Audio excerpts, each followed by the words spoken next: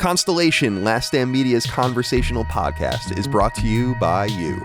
If you want to learn how to support our podcast network, head to patreon.com/laststandmedia.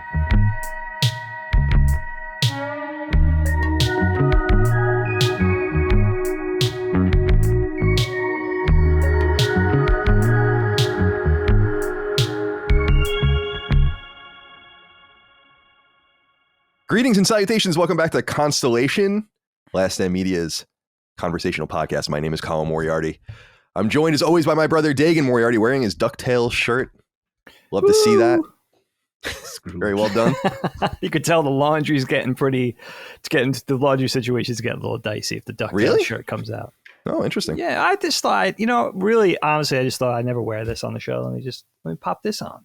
Yeah. I wear the same 5 shirts over and over again. So I got to take a picture of the closet. We have a walk-in closet in the master bedroom, and I got to take a picture of it sometime because I just have, I have hundreds of t-shirts, stacks of them. And then the clothes just go on top of one of the stacks and then I just pull them off. So it's just the same shirts over and over. I pulled this one out just because I was like, maybe it's time to not wear the fucking Firefly shirt and the Naughty Dog shirt. It's like an afterthought but you guys know how it is with podcasts. I don't care. I truly do not care. You always say about that, my aesthetic. I don't believe you. I definitely believe you. That's not how you made your name. You didn't cut your teeth. I definitely believe you. Yeah, the way you said it. Awesome. Chris Raygun, my friend, how are you today? I'm good. Welcome to the show. It's Zelda week, so I'm trying to get into that. But aside from that, it's just a normal day. Like we talked about this in the last episode of Sacred Symbols, but I woke up maybe less than 30 minutes ago. It's like one of those.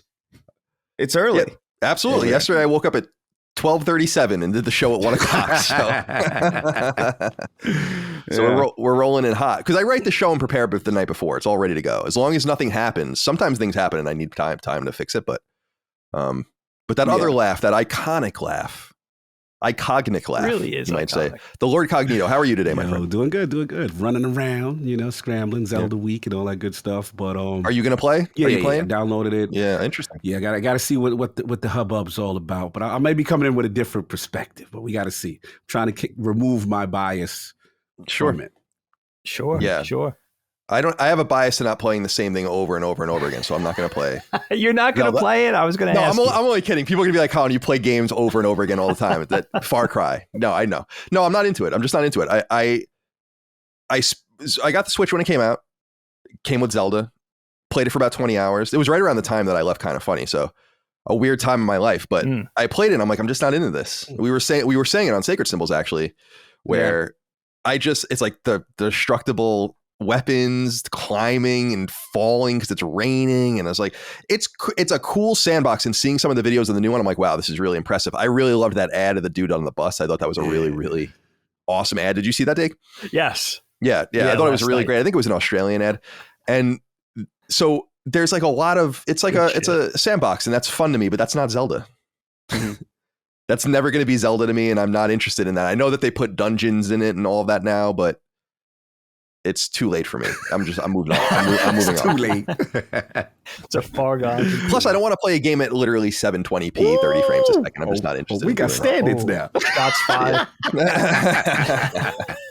But I'm amped. People, I would think this is 25 million in the first year to 18 months easy, I would say. Yeah, probably. Sure. With an install base that's growing to 125 million or so. So, it's going to be a huge game. Sony would die to have games like that. They only have a few, that they've ever released, and it took years and much bigger install bases, cross-generational install bases, whatever. So congratulations to Nintendo. I'm looking forward to seeing what everyone thinks. Very high scores, but do I believe it? No. Very high scores. No.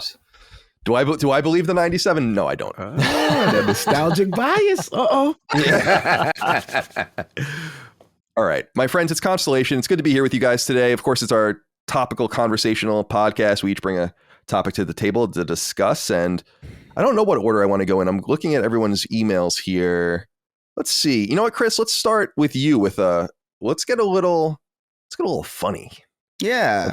So your topic here is comedy that defines your sense of humor. And you were saying like TV, comedians, film, just etc. Because obviously you and I referenced Seinfeld a lot on the show. Right. And it's a meta joke on our show. It's a meta joke on our show. But at the same time, I have no idea what makes you laugh at all. Like, I have no idea what your sense of humor is at all, aside from the fact that, aside from our just like banter.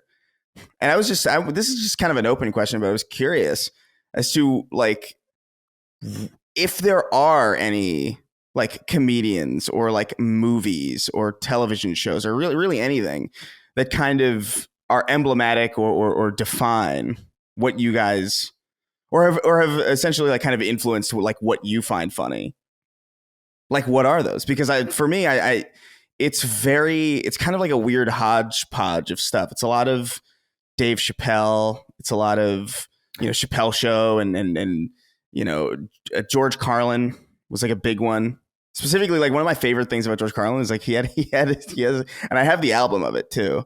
It's a comedy special he recorded called "I Kinda Like It When a Lot of People Die," and they never released it because he recorded it on September 10th, 2001. Oh shit! Isn't that insane? Have they still never? Has it ever leaked or anything like that? They released it after he died. Oh, okay. They released it in 2016, I think 2017, something like that. Way later, or like way later. But just that's real is like an amazing, like one of the craziest coincidences I've ever seen. But he's got those famous bits on soft language, and I especially one of the things about Carlin specifically that blows my mind. There's a great documentary about him, by the way, on HBO.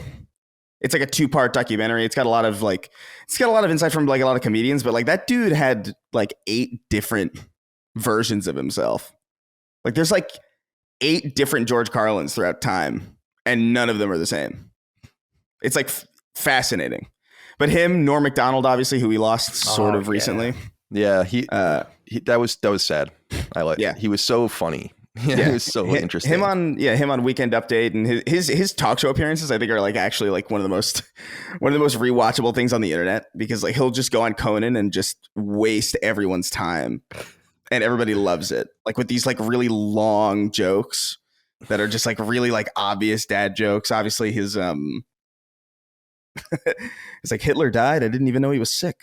Like all these like ridiculous, all these really stupid. Like he's probably like my favorite comedian ever. Like him and George Carlin are like neck and neck to me.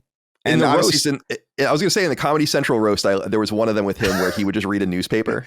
Yeah, you know the one I'm talking about? Yeah, where he was just on stage reading a newspaper, and when someone would joke about him, he would just take the newspaper down and look at them, and then I think it was the Comedy Central roast of. Was it Bob Saget or something like that? I think it might have been a Bob Saget roast, and he went up there and basically did all of these like really old, like 1910s level insults that were so lame. Like intent, like he just went up there and bombed for the audience, but all the comedians were laughing. He would be like, Bob Saget's got a face like a flower. Yeah, cauliflower. Yeah. And just like all these like really like horrible jokes. But he's just up there doing like it's crazy to go up there and bomb on purpose. Like that is like legendary shit. Yeah, he's that good. He can make that work. Yeah, he could. Yeah, he just there was a. Yeah, no, he's like him. And as far as like television, obviously Seinfeld, Curb Your Enthusiasm. Curb Your Enthusiasm is obvious. Like if you assume if you're a Seinfeld person, you probably like Curb Your Enthusiasm. Larry David is just such a psycho. Like I love everything that he does. If you gravitated towards George, I think, which I did. Yeah, I think most people. Yeah, did. It's like that to me is. It's like the show you always wanted. I would choose Curb over Seinfeld because of that if I had to choose one.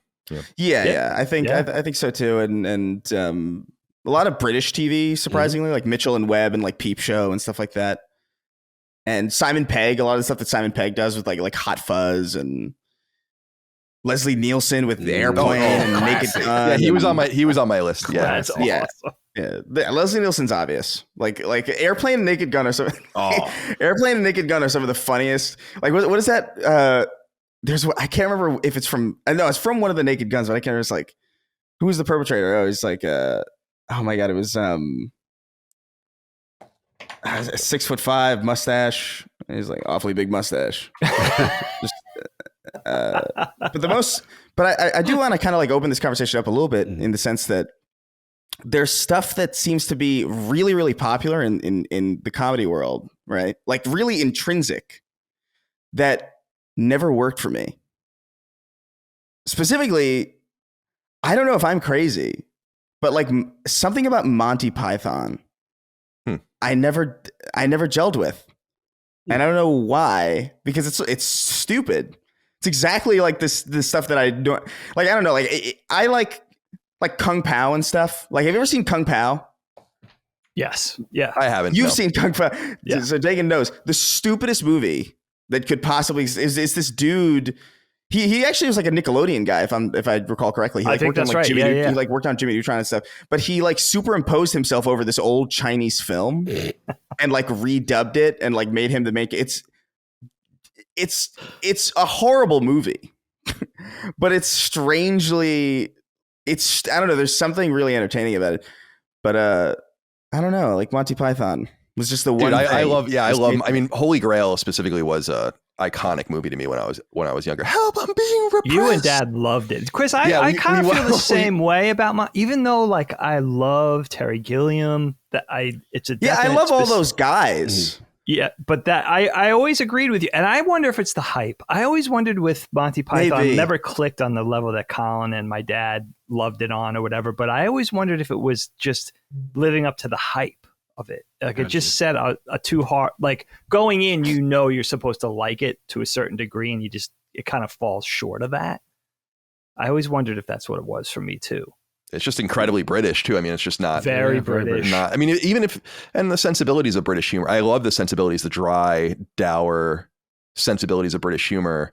But even when you see The Office migrate over or something like that to the United States, it has to change fundamentally for it to be funny, because The Office in the UK is an awesome series, but it is sad and very cringy. Yeah, very different. And different in that way. So yeah. Yeah, I love this topic. I mean, I'll have a few that I can touch on here and kick it over to others. I mean, and I think Dagan would agree with this, is that a seminal part of humor for me, and actually all of us are from the same area, so we might all know this, is that talk radio, like Opie and Anthony, Ron and Fez, Howard Stern, of course, these were seminal and really important things to me. And Opie and Anthony and all that kind of stuff has like a political connotation today, but in the 90s and early 2000s, it didn't. Like Dagan and I talked about Whip It Out Wednesdays and all those shows were fucking hysterical. And I think were like a foundational element for me. And I still watch Howard Stern on YouTube all the time. And I don't watch news. Stern has completely fallen off, in my opinion, and has for years. Actually, he totally changed. And that's disappointing, but his old stuff from the 80s and 90s is hysterical, and into the 2000s and even to the serious era. It's just so funny and so inappropriate, like wildly inappropriate. You can't, like, to the point where you can't even believe it, what they're doing. And I love that stuff. They used to have they had a guy, someone the racist, that used to call him. It was like a KKK Grand Wizard. They used to just call him, and it's like, what are you doing? And it's so ridiculous. And meanwhile, Robin, the producer, is black, and it's just so it's kind of water off of A Duck's Back on that show too, which I love, that the infighting with all of the people that work there, like Baba Booey and everyone, and they're always calling people into the studio to ream them out, and it just becomes like an entire episode of 4 hours or whatever will become about the drive into the office or something, and how someone slighted someone or something. It's so funny. So I wanted to say that Larry David, obviously massively important. New York, Dagan and I remark a lot on Knockback. Jewish New York humor is the finest humor, in my opinion. And there's it just, that whole Seinfeld Venn diagram is really, really impactful for me. And that goes into just some Long Island stuff too. Like Rodney Dangerfield is huge for me. I love Rodney Dangerfield. I think he is so funny. I love watching his Johnny Carson clips. And we were saying on Sacred Symbols that I try to take cues, like when I try to take cues from Johnny Carson to be kind of the straight man. And I like that. I think that adds a lot to humor. So I really enjoy them as well. Adam Sandler was huge for me in the 90s and early 2000s. There probably a run of 6 or 7 movies, probably through Mr. Deeds, where it's like it's insane how good those movies are, in my opinion. Yeah. There are a couple of misses. I'm not crazy about Little Nicky and all that, but oh really? Yeah, I love Little Nicky. But I think it's fine. It's better than the stuff he did afterwards. But like Billy Madison, Happy Gilmore, Big Daddy, all that kind of stuff. Mr. Deeds is so funny, and these other, which is a remake, of course, but that shit is so funny. So I want to give him a shout out. I love him. I'll always love him. And then as far as, well, I guess a couple of other old ones. Leslie Nielsen, you already brought up, so we don't have to get into that. Naked Gun, seminal movies in my mind. Iconic. Just absolutely. And my biggest lament about those movies is how funny O.J. Simpson is in those movies. Yeah. And how we like that. There's a scene in the third one where they're in a mall. I don't know if you guys remember it. And like a baby, there's some crazy shit happens that a baby like pops up and he goes and catches it like a football. And then he goes to spike the baby and someone stops him or whatever from doing it. Like, yeah. And I got that up. Like that shit was so funny. And then I forgot that O.J. Simpson was in those movies until I saw them again. Yeah. It's like because there's a really, there is a frame. I don't remember which Naked Gun it is. It might be the second one or the first one. I can't remember. But there is a frame of film out there where Leslie Nielsen, Weird Al Yankovic, and O.J. Simpson are on the same screen. And it is the most baffling like trilogy of people to be on to share a screen. Like it makes no sense. It aged weird. It's very bizarre. but yeah. Yeah, and just a few others for me. At Monty Python, we already went over. Martin Short was really big for me, and I specifically love the various characters he plays, and I just think he's just so funny, and I don't know where that kind of very intrinsic humor, like where I feel like if I were around Martin Short, I'd just be laughing at him, even if he wasn't trying to be funny. So I love him. And then just a few shows, I guess, and kind of more ensemble stuff. I think the show Veep on HBO, which I think recently ended a year or two ago, is a really great example of modern high budget comedy. And I don't know if do you watch Veep, Chris? I started it actually like a week ago. Do you like it? I had seen like the first season was a little hit or miss for me, but I'm liking the second season a lot more. And I'm like I'm gonna finish it. I feel like the HBO comedy in general to me, like it's like they've seemed to not miss with it. So like I'm trying to just and I missed this, and it's got Julia Louis-Dreyfus in it. I don't know why I didn't check it out earlier. I've just been I don't know. It's it's political, and I was just like I don't know. I don't know if I have it's not you know what I mean? No, like I totally understand what you mean. It's about the West Wing. Hysterical. It's hysterical because it's about how useless the VP is and how stupid she is. Yeah, it's really good. Idea. And yeah, it's wonderful. It's and a great ensemble. Like there are so many great people. Gary Cole's in it, who's like one of my favorites, of course. Yeah, Buster from Arrested Development's Arrested Development's another one. That was a crazy show. Yeah, that was a great show. Great humor in that. And then finally, an ongoing show for many years that I think encapsulates my humor is Always Sunny. That show never misses. And it's so absurd and so funny. And I think that it's much more absurd and grotesque than Seinfeld was, but it kind of is like Seinfeld. Like when people say like, what is the spiritual successor of Seinfeld? I'm like, it's kind of like Always Sunny is the spiritual successor of Seinfeld. Just about a bunch of terrible people, right? Just friends that live this life in a bubble and somehow persist throughout all of this amazing, crazy shit. And that show is authentically funny. If people haven't watched Always Sunny in Philadelphia, you really should, because it's insane. It's so good. And it's been going on for almost 20 years, and they're going to continue to keep doing it. So that scene where Danny DeVito crawls naked, covered in oil, outside of a couch, so good. He crawls out of the couch cushions and he's choking. It is the funniest. It's like it is probably the funniest image. It's probably the funniest few seconds of TV I've seen. Is that scene of him crawling out of the couch, choking. It is. It's and making classic. Those garglings. It's absolutely classic. They push out the goalpost for humor and limits and how far they could go more than anything I've ever seen on TV or film. And it stays funny and it stays fresh. And their podcast if you're a fan, gives you such a nice glimpse behind the curtain of the show too, because they're no holds barred. They'll just talk about anything and everything with the show. They're not afraid to reveal their tricks, that type of thing. It's so, it has the longevity. I think it could have the longevity of something like The Simpsons. I think if they just keep going the way they're going, where it's just, I think the really cool thing about that show is you could tell they're still having a great time doing it. By no means are they phoning in any aspect of that show. It's still very much alive to them. And it shows season after season. I mean, this show has been going on a long time.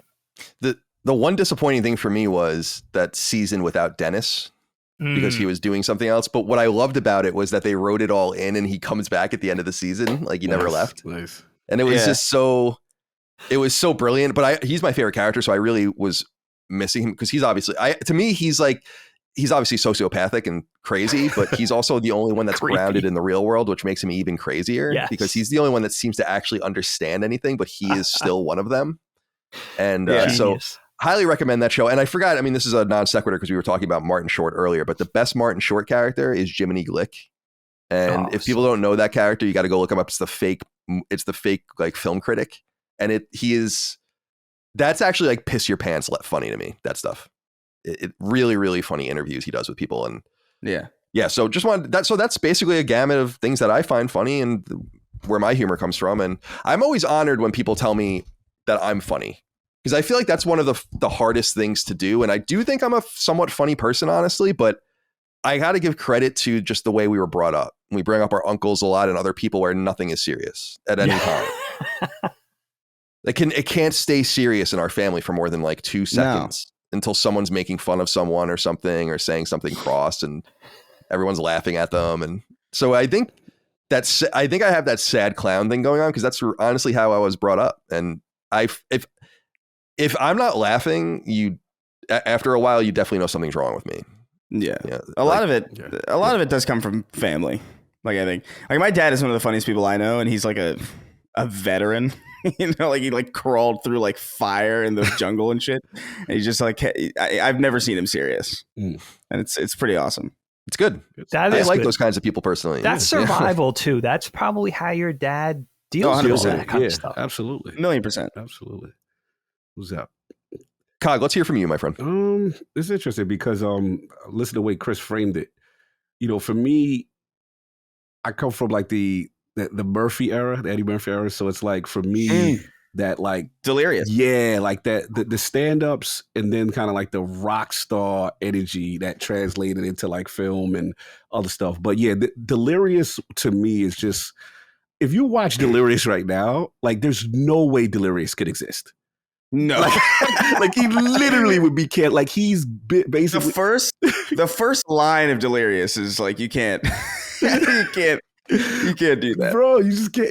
It was a different time, and it just goes to show you, how things have changed, and they were literally speaking their mind, whether it be relationships, kid stuff, humor, the ice cream man stuff is still hilarious, like classic skits. And again, I just come from the era where the comedian was the performer, and to see his journey even before that with like Saturday Night Live and his rise, kind of like getting up there and all the little skits, the stupid buckwheat and all types of stuff. Like it was just hilarious to me. So to see him translate into superstar status, Coming to America, Beverly Hills Cop was just amazing to me. And then I felt like even though Pryor was before that, like he set that stage that comedians can be this. Right. And then, people follow that. So then obviously for me, Chappelle is just different, man. He just, that intellectual humor, the way he breaks down skits is just absolutely hilarious. And then also his skits of past events when he had like Charlie Murphy on there doing the Prince thing and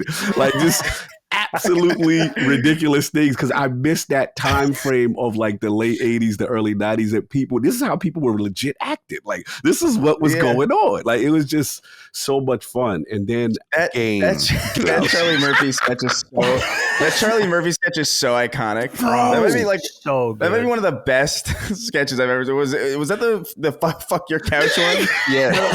That was the other one, right? The who's the bass player? I can't remember his name. Oh my God, I can't remember the name either. can't remember. No. Hold on. Chappelle. People were like yelling. Yeah. It's classic stuff, man. I was just watching Chappelle Show yesterday, and I was watching that sketch of where they did the racial draft. Rick James, where they were drafting different. Racial draft was crazy. Yeah, that show came out when I was in college, so it was a really seminal thing on DVD for us as well, like especially the second season. Oh, but the first season was great too. Yeah, Racial Draft is awesome. Mm-hmm. Wu-Tang Financial wasn't that which was like a really ridiculous one. And yeah, the one we were looking, Rick James is the one with the couch. Yeah, Rick James. The Prince one I think is a little funnier because there's that shot where, well, they're both hysterical and ridiculous, but there's that shot where he like dunks the ball and then he just floats down. Blouse. There's like something very Shalimar is there, and it's like he says something about how like all the dudes look like bitches and all the like something like that. No, and I was like, was the era. That's like that, Boy George, Coach Cole. Like, it was a different time. And he was right. Like the more you dress like a female at that time, the more chicks you got. Like it was just a different situation. Hilarious, man. So I love that stuff. Charlie Murphy definitely shined in a lot of those skits. So salute to him. Oh yeah, you know what I'm saying? And then like after that, it's like really eclectic. I used to be the kid that we like watch when we first got cable. I would skim through like Comedy Central. I remember coming across this one show and I was just like, what is this? It was called Kids in the Hall. I don't know if you ever heard of this. Oh, hell Kids in the Hall was ridiculous. I was like, yo, Very what funny. is going on? I saw some dude sitting there. He's like, I'm crushing your head. I'm crushing it. I'm like, what is this? But I was like glued to it. It was just so different. And I'm like, okay, looks like they're Canadian and it's just all over the place. And it just was. Yeah, I think they still do stuff together. Yes, I think they do.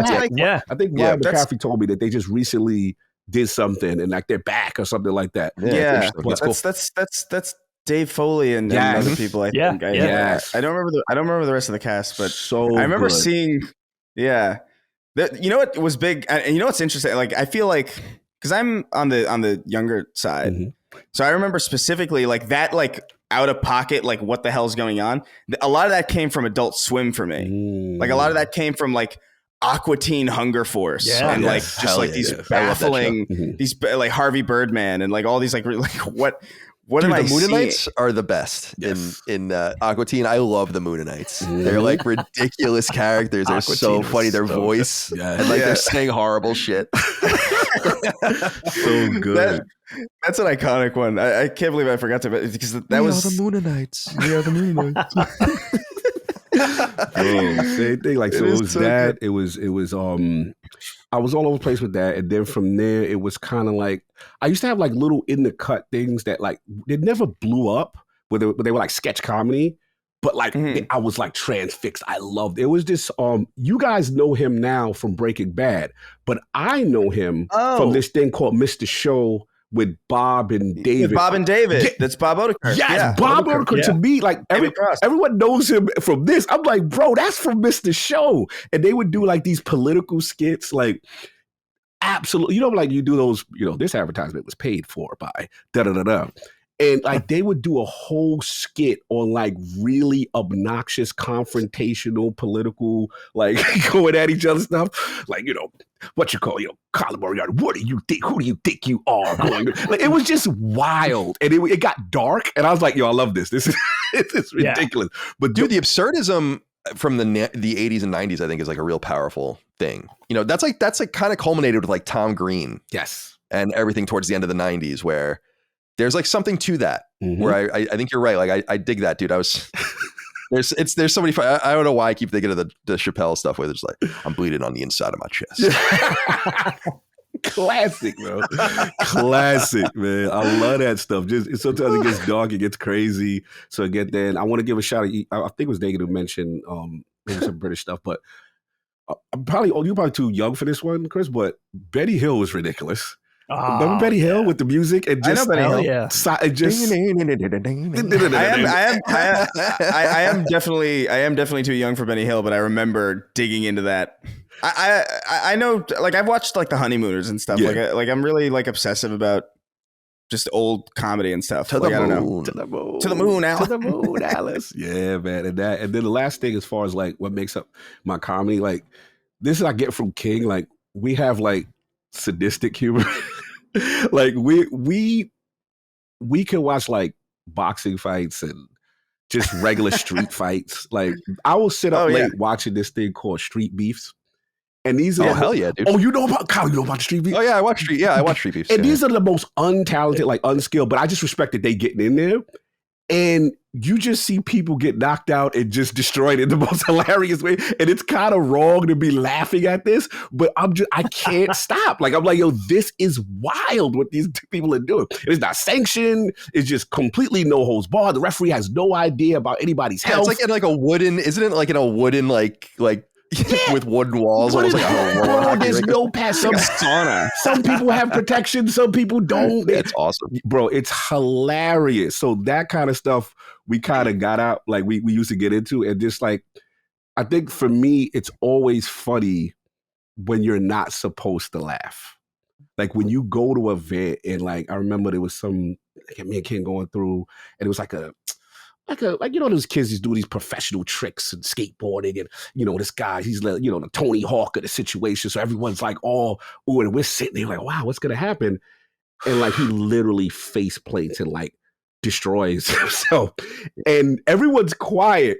And King starts laughing, and I'm just dying. And I'm just like, because we're not supposed to be laughing right now. And it's just one of those things where it's like you have to keep it together kind of thing. So I do have sadistic humor.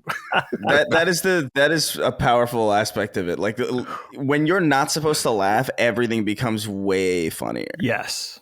Like wave. There's like literally that Seinfeld episode where he puts the Pez dispenser on Elaine's leg. Yeah. And it's in an audience like during an opera or something, and it's like you're not supposed, and it just becomes hilarious. Yeah. Yes. That's the best shit. Best. It's the best. Best. So that's I agree. I'm sorry. I didn't mean that. No, you good. That was it. Yeah, I was I do love that. Like I love like when people like racist, sexist, whatever humor is hysterical to me. Not like just casually, but in like in the context of a comedic routine or a television show or something. That shit's funny. Yep. Like the things, stereotypes and all that. Like those things are funny. It doesn't matter who it's aimed at. That's why I love about humor in that. Well, Norm Macdonald, who brought up earlier, was one of the real people really trying to hold the line on that kind of stuff. And I think that. So I'm with you completely. Like I think about guys like Anthony Jeselnik that I love today, which is like he's a mega inappropriate, but that's what's so funny about it, because it's if he was telling rape jokes at dinner, you'd be like, what are you doing this for? But he's doing it on stage, and it's shocking, and it's part of a routine, and there's a context to it. Right. So I love inappropriate, dark ass humor. And I think what you and King share is what I share with my friend Ramon, who is, but we must have never discussed this, and we can discuss it another time, but I'm a big fan, Cog, of online street fights. Oh, bro. Like I watch, do you watch the Austin, Texas street fight? Yeah. So like, like the highest quality 4K footage of people fighting outside of bars and shit like that. Greatest. I love it. So yeah, we have to talk offline. I watch that stuff every day. Yeah. Definitely addicted. Love it. Dave, we haven't heard from you yet, my friend. Where are you on this? Well, you guys are calling up some classic stuff, and I'm going to forget to name other things, although you guys did a really good job of corralling everything. But I have like 4 main bullet points. When Chris sent this topic, I was like, all right, let me kind of dig down and see what are the most important things to me. But I have to say, to echo what Kyle was saying earlier, a lot of it's growing up. And I think the humor that we were surrounded by, I could think back all the way to like my very early childhood on Long Island. There was so many people around me that were by no means a comedian, a professional comedian, or in entertainment in any capacity, but there was just a natural propensity, I think, for humor and just comedic talent that people were around me. And also the specific people that I really looked up to, like our Uncle Mike, who was just a very naturally funny dude. And there was just a natural air, I think, even beyond the Jerry Seinfelds and the Opie and Anthonys and the Howard Sterns, and even back earlier, go back to Lenny Bruce on Long Island. Long Island was a breeding ground for comedy. There's just something in the air, something in the water. There's a sarcasm, sort of a sardonic outlook. The comedy is very observational, but it could also be very self-deprecating. There's also sort of a form of it being defensive in some way, and kind of a tough love, hazing, sort of you better develop leather skin if you're going to be around it, that kind of washes off on you. I remember dating back to me growing up in junior high school in the 80s, kids playing the dozens at the lunch table in the cafeteria. And you know what I mean? Like that was going to be, they were going to let you have it. And sometimes it seemed like it was, again, that sort of tough love. Mm-hmm. You better sort of grow some thick leather skin. But there was something in it where if they didn't like you, they wouldn't have bothered with you. They would have done it with something else. And then you had to, in a defensive capacity, you had to not only be able to laugh at yourself, but you had to be able to give it back. Yes. So it was sort of training growing up. And if it wasn't on the cafeteria, it was going to be on the playground. If it was on the playground, it was going to be on the school bus. And I would sort of take my uncles or my dad's firefighter friends and stuff like that and try to break down what made these guys funny and use it. Because, you know, it was like schoolyard battles that you were just around this at all times. I remember when Opie and Anthony came out, and Anthony Cumia and all these guys, when they became mainstream and on the radio, I remember thinking, even at a young age, like these are the people I grew up with. Now everybody knows it. You know, it was sort of an extension of everything that was already in my atmosphere. So it definitely came. I think my own brand of comedy, but just my appreciation for comedy definitely came out of those people, those, you know, I guess, what do you call them? Amateur comedians that I was surrounded by that are still, I would say, some of the funniest people, because they're not doing it for a living. They're not doing it out of any sense of competition. They're just naturally funny. And I think it's also a way, like Chris was saying earlier with his dad, I think it's also a way, it's a means of surviving. It's a means of dealing with anxiety, hardship, depression, whatever your lot in life. You know, you're down and out. Use comedy as sort of therapy. Hell yeah, it's very if you don't laugh, you cry. Preach. Absolutely. And I feel lucky because I've been other places and it's not the same. I know funny people from everywhere, but there's something on Long Island that's very hard to articulate. I think New York in general, but I speak to Long Island because that's where I spent most of the time in the suburbs there.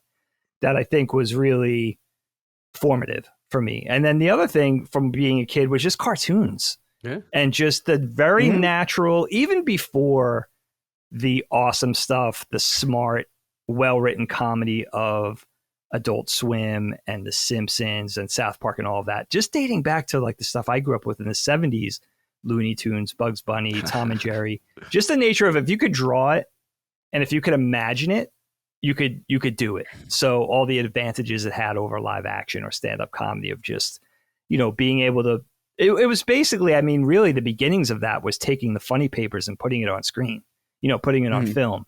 And that really always spoke to me. And then later on, how it evolved visually with John Kay and Ren and Stimpy, and all the way up to now, all the smart cartoons that look beautiful and are super funny and well written.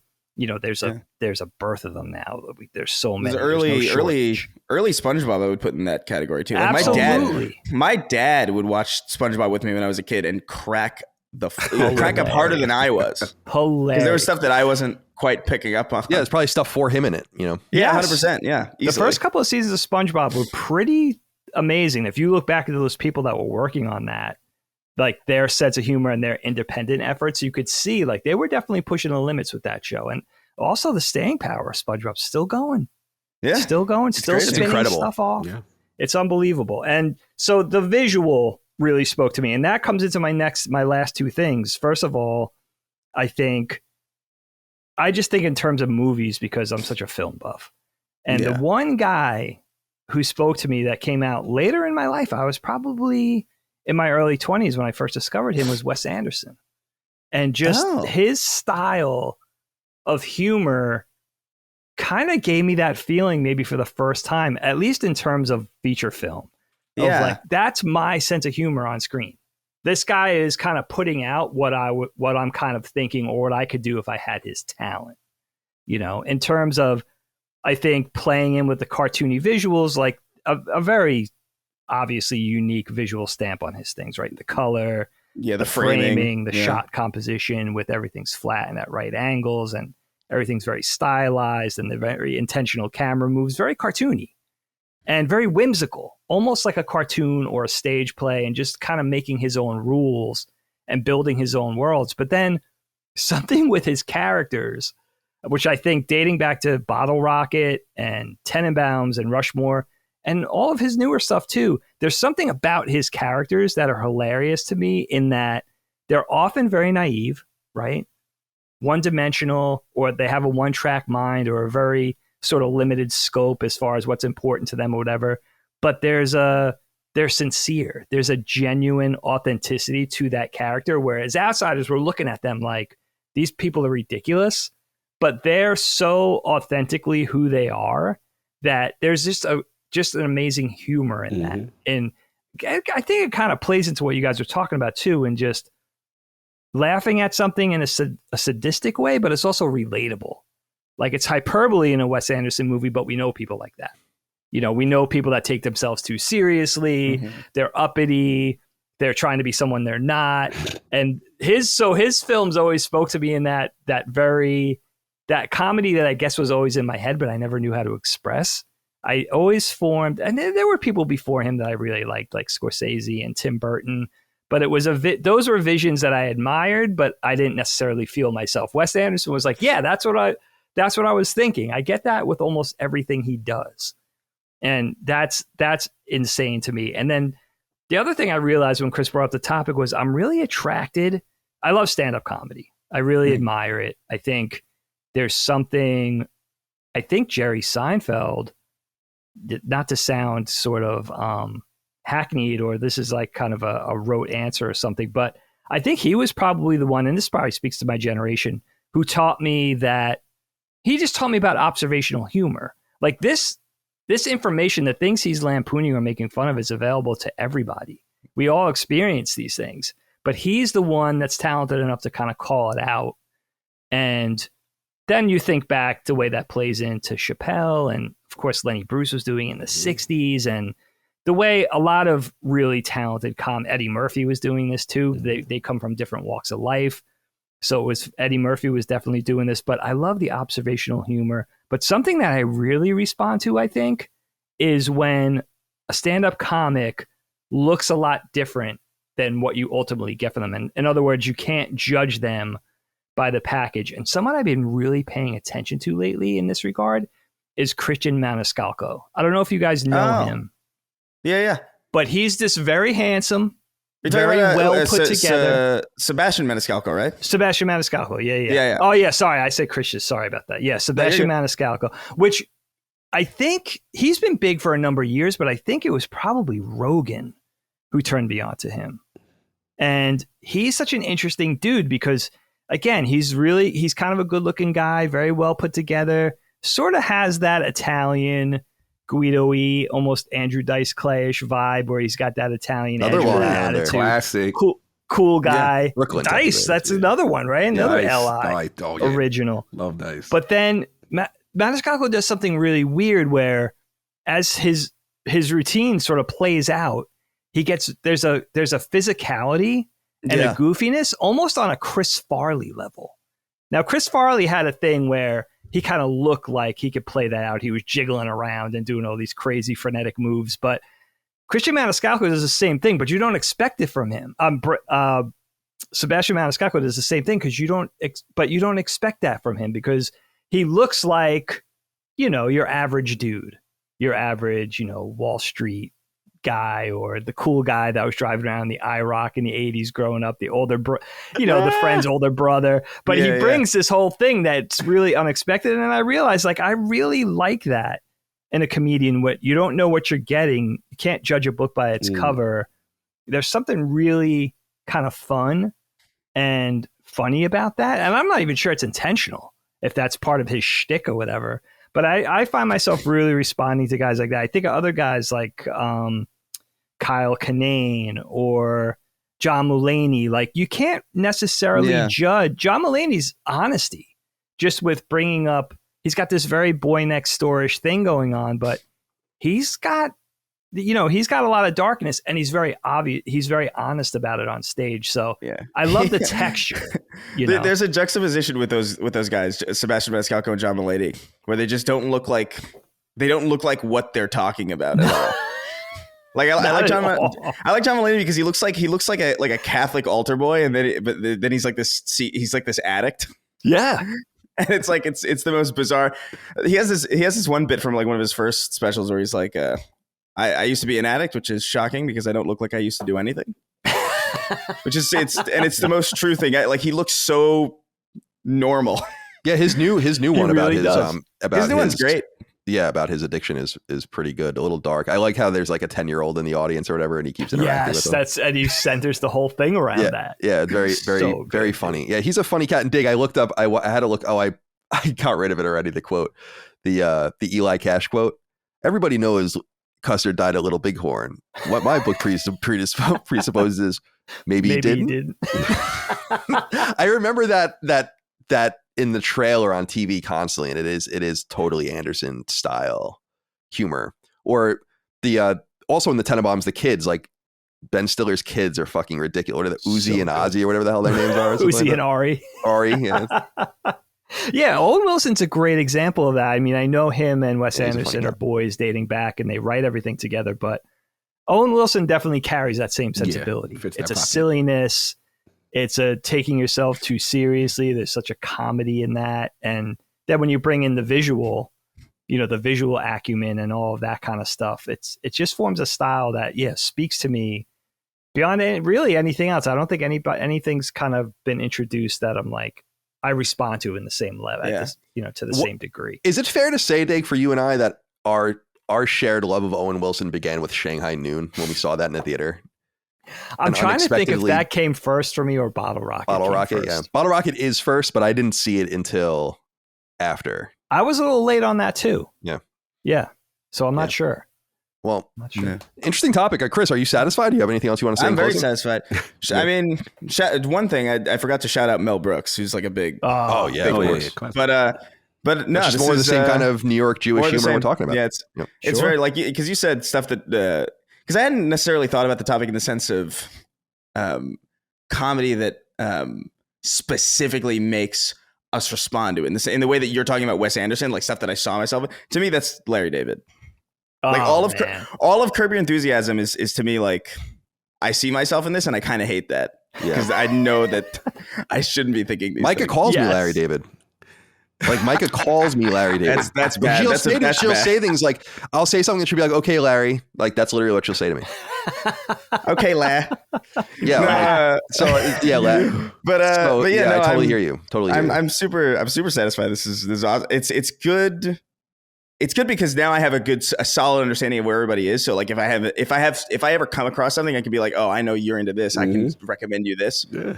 I like to have a solid understanding of it because I'm always like, if I'm watching anything while I'm working, it's stand up. Mm-hmm. And I'm always finding stuff that I like really dry comedians like Todd Barry and all these very specific things that I don't know where to send them. Oh, bro. Because I don't know where everybody you can always send me things, dude. I mean, for me, like it's really the more inappropriate, the better. Yes. I really do like that kind of humor. And hey, shout out to, and I think we all probably share a love of this, is in the 21st century, in my opinion, as a postscript to this topic.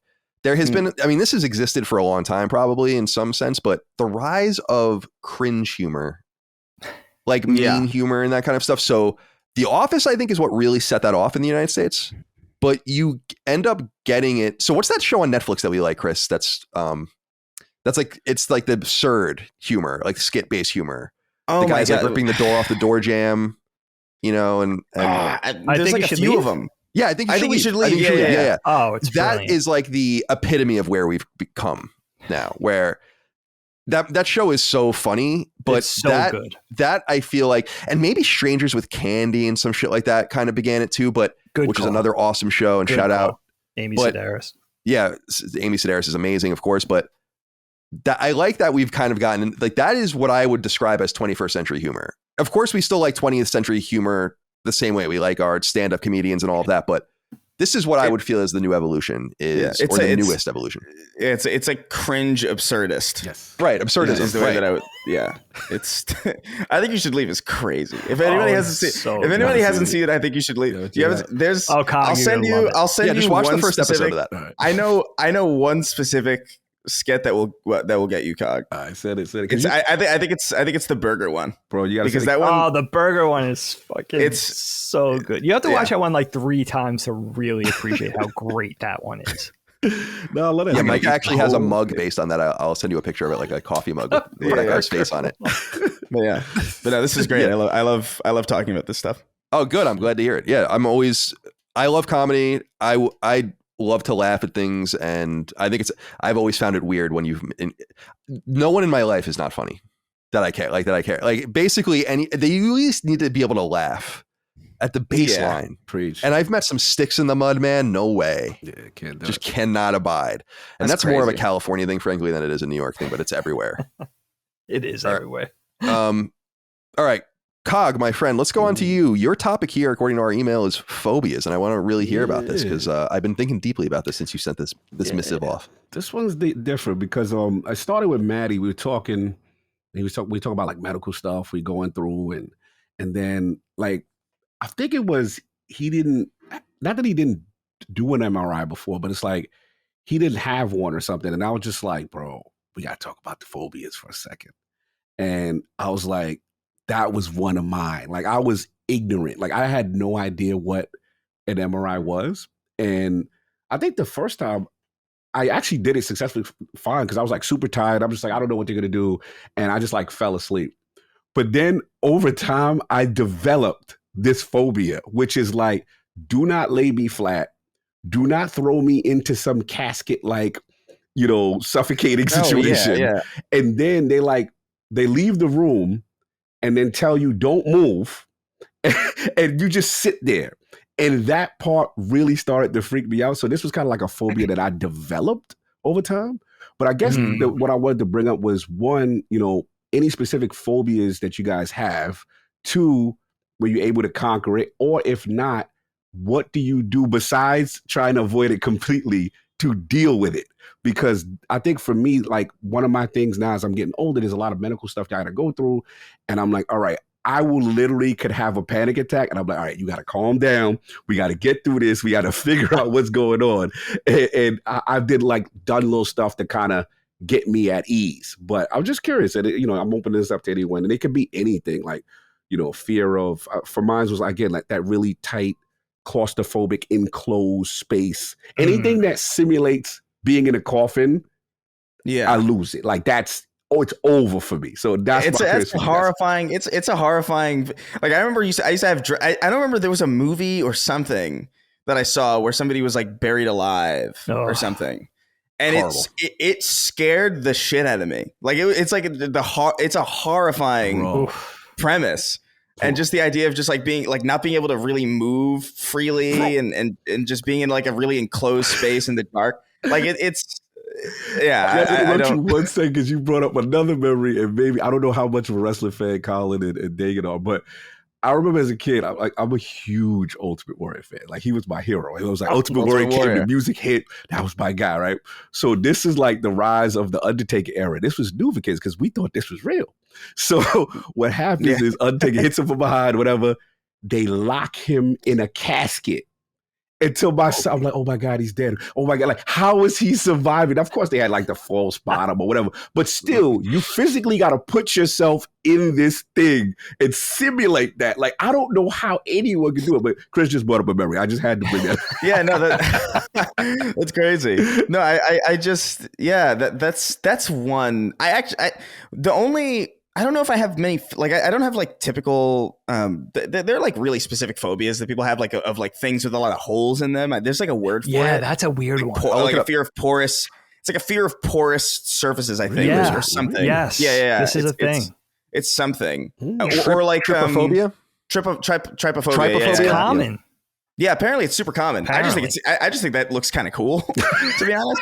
But or like arachnophobia, I know that's like a really common one. That like it's to the point where it's even like in video games, where like they'll allow you. Yeah, Grounded had like a slider where you could make all the spiders just kind of spheres, because apparently I guess it's the legs. I don't know, but I think the biggest real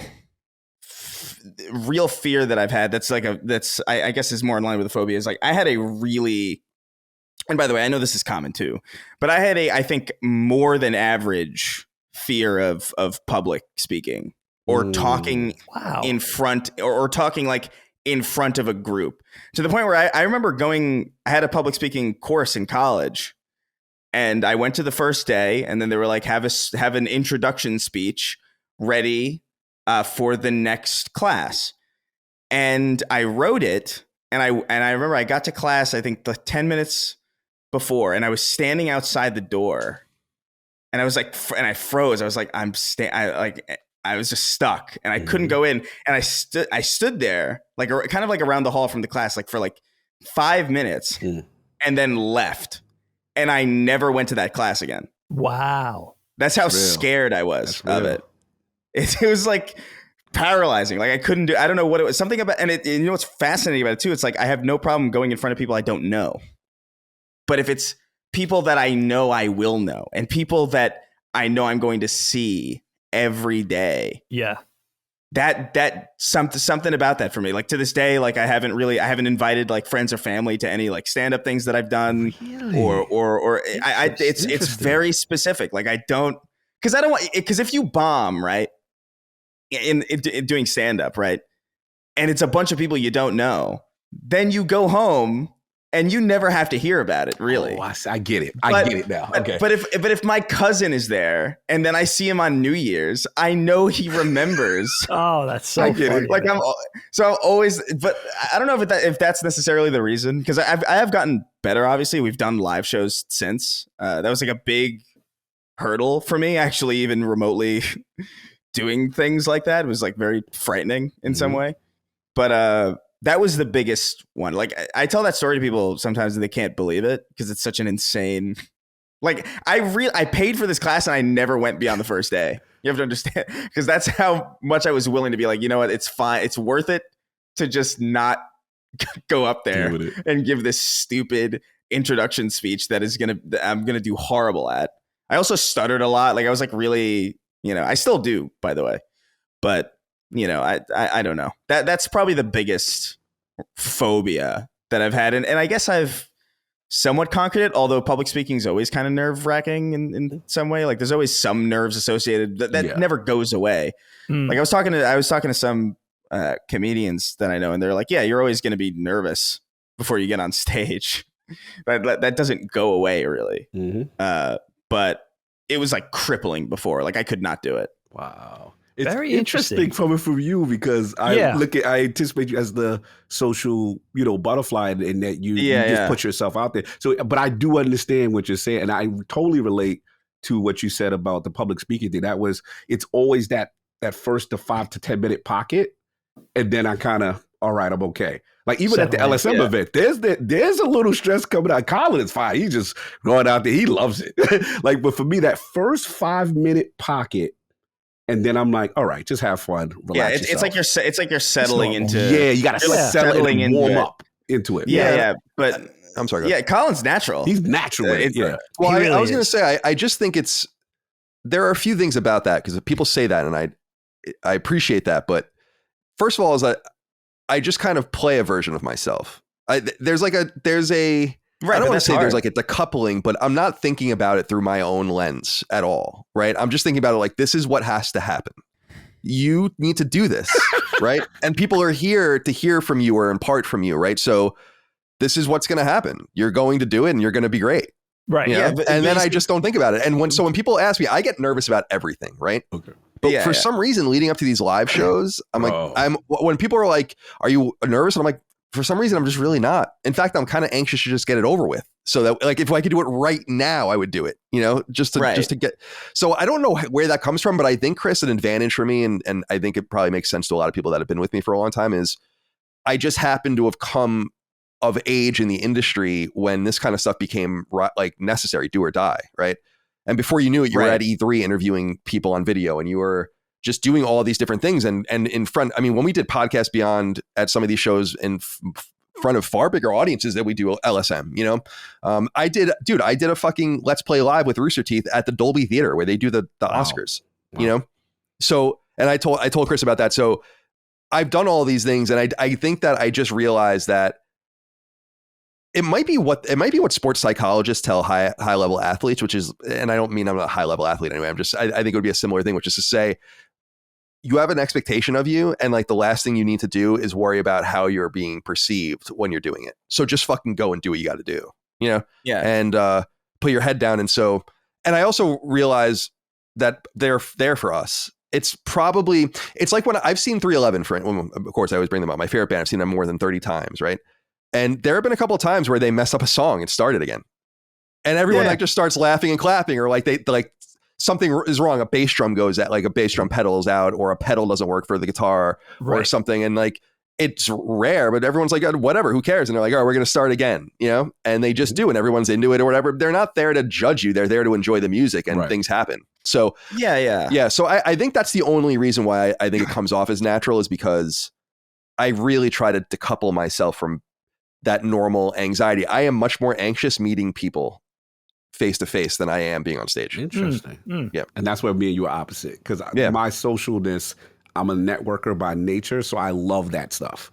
But where the stage part is like, all right, we got to do it, get over it, and then I'll settle in, and then usually a positive reaction. Or like you said, like remember when the slide stopped working for me?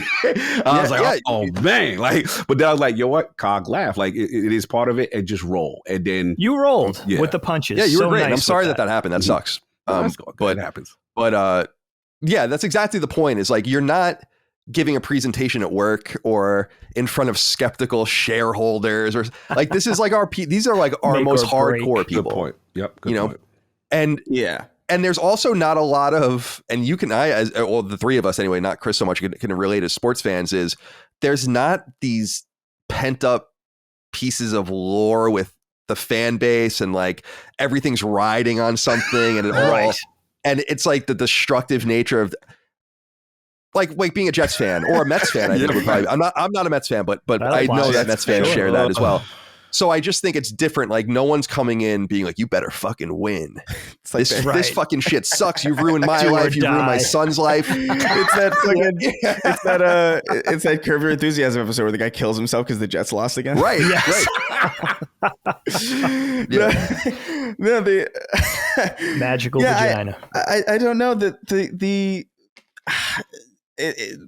you have a lot of practice, I guess. Like you have a lot of years in the industry of kind of like being able, I don't know how you decouple yourself. Like I'm consciously aware of the third person perspective of my existence constantly. I don't know how to shut that off yet, quite frankly.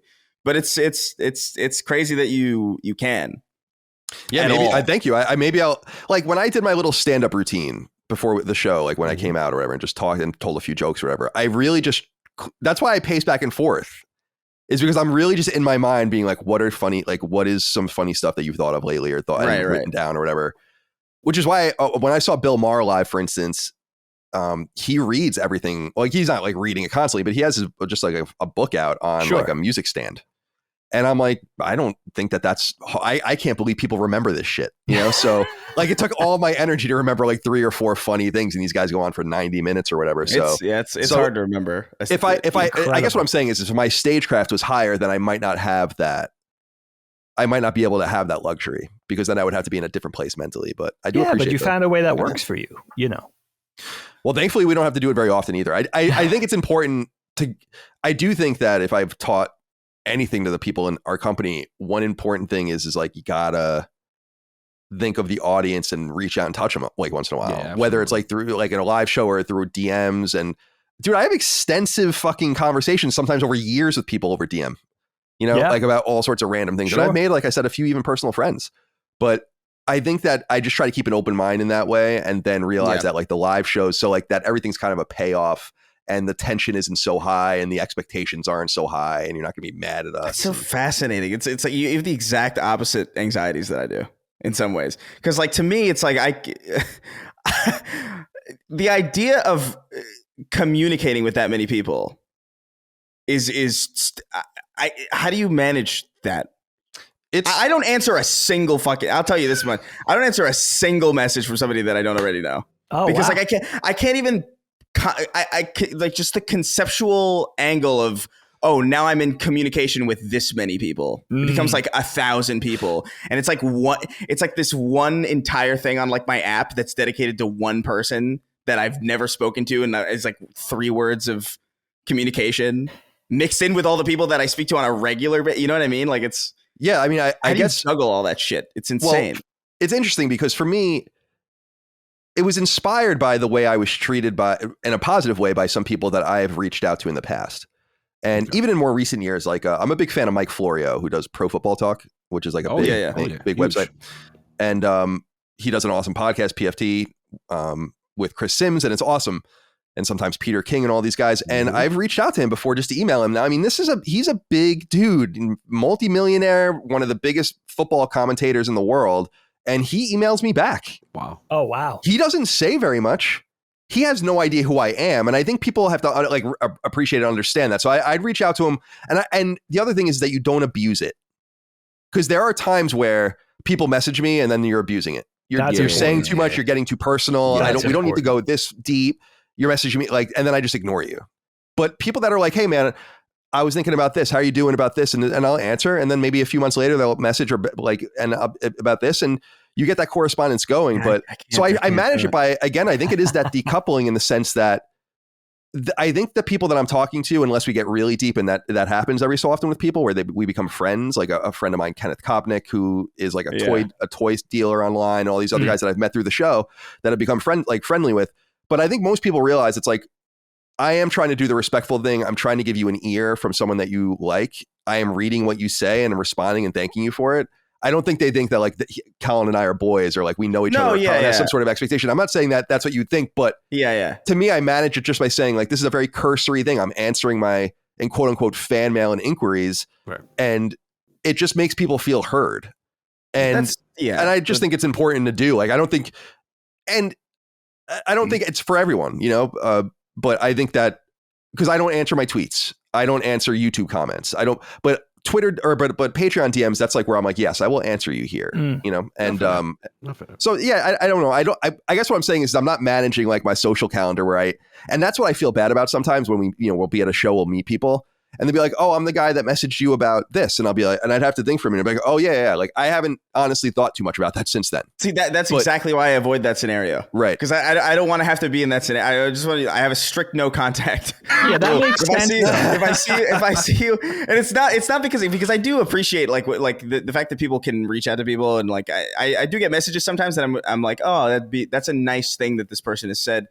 I should reach out, but then I'm like, that's the floodgates. That's another message in open it up.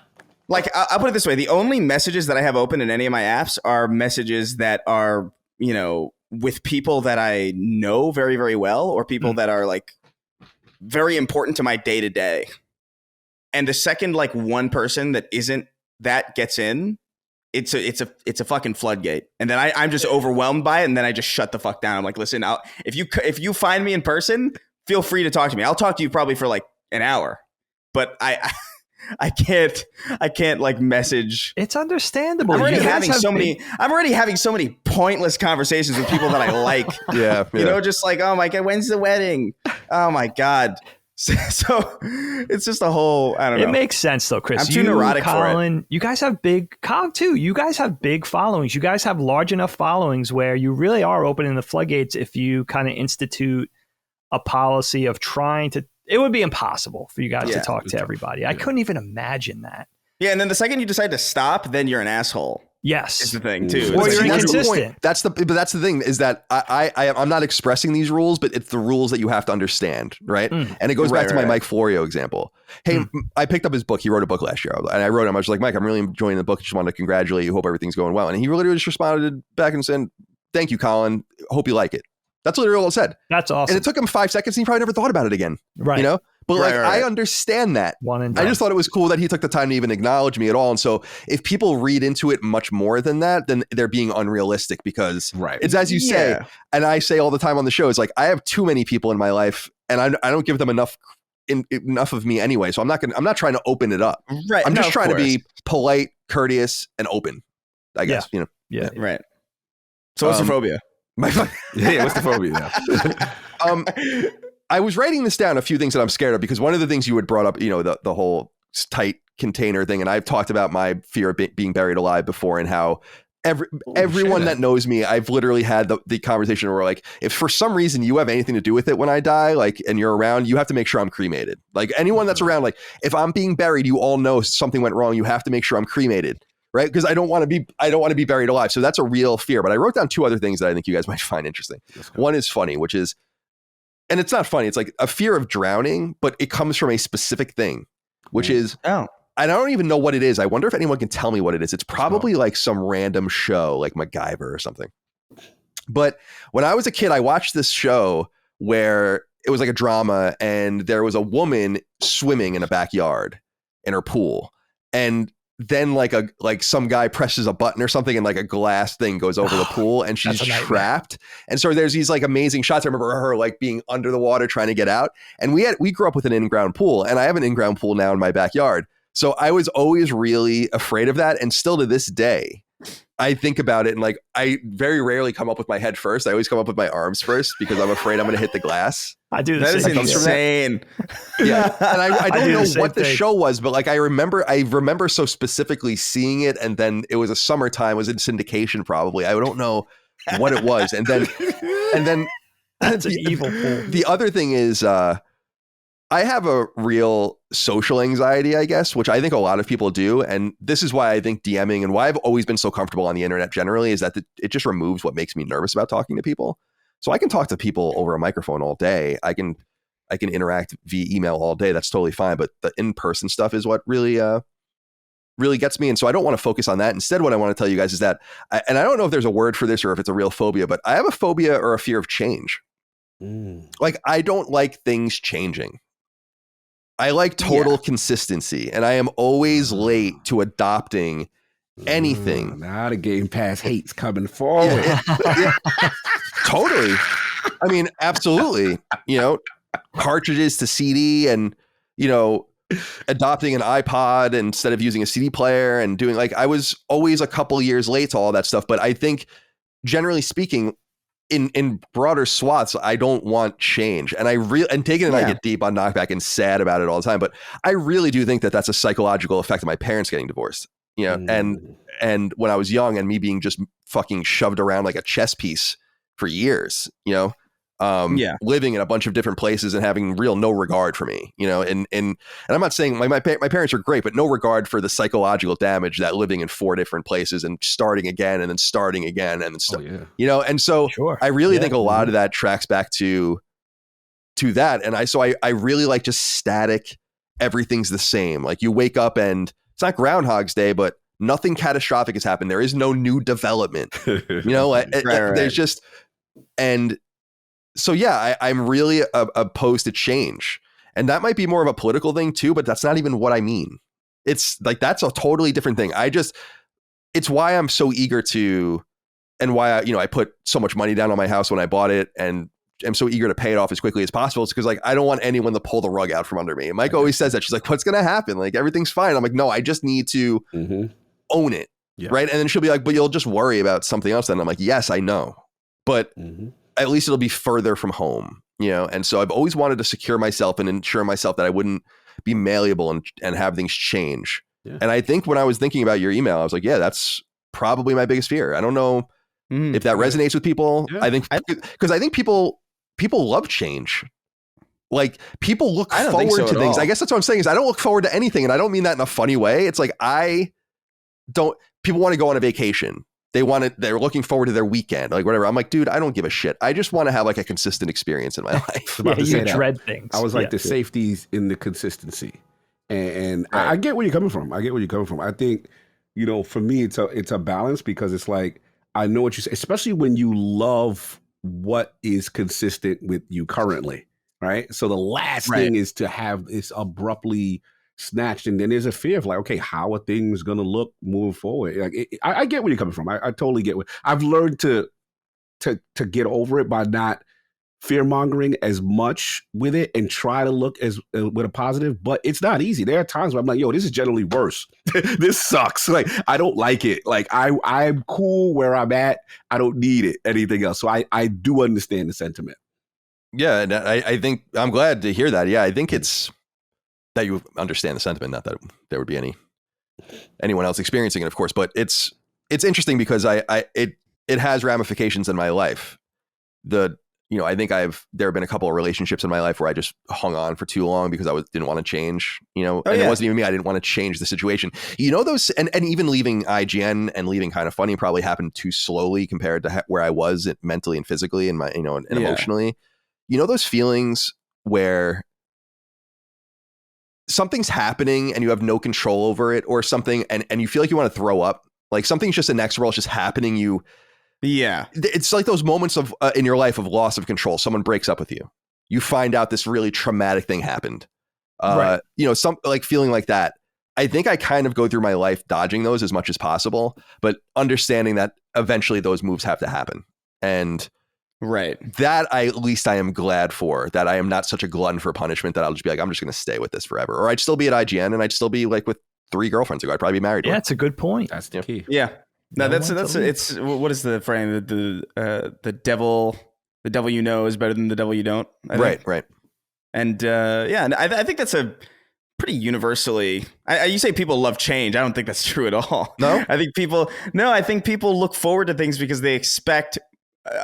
Think about why people look forward to things. It's because they have an experience of what that might be like. You know what I mean? If you're looking forward to if you're looking forward to a new video game, you're looking forward to it because you expect a very specific experience that you've likely had before. I want that feeling again. Right. It's people actually chasing the same things over and over again. When people say like, I'm excited for something or I'm looking forward to something. Oh, I'm looking forward to going to this concert. Why? Because the last concert you went to was great and you want that similar experience. I actually don't think it's that uncommon. I think everybody hates change. I think change is just something that inexorably happens. Sure. And we all have to just sort of deal with it. I don't think anybody's a big fan of it. Quite frankly. If you're happy, I guess you really wouldn't want it. If you're happy in your situation, why would you want? No, change even when you're just stagnating and like when I was just in New York with kind of like nothing to do and not really doing much of anything. I dropped out of school. I was like working retail.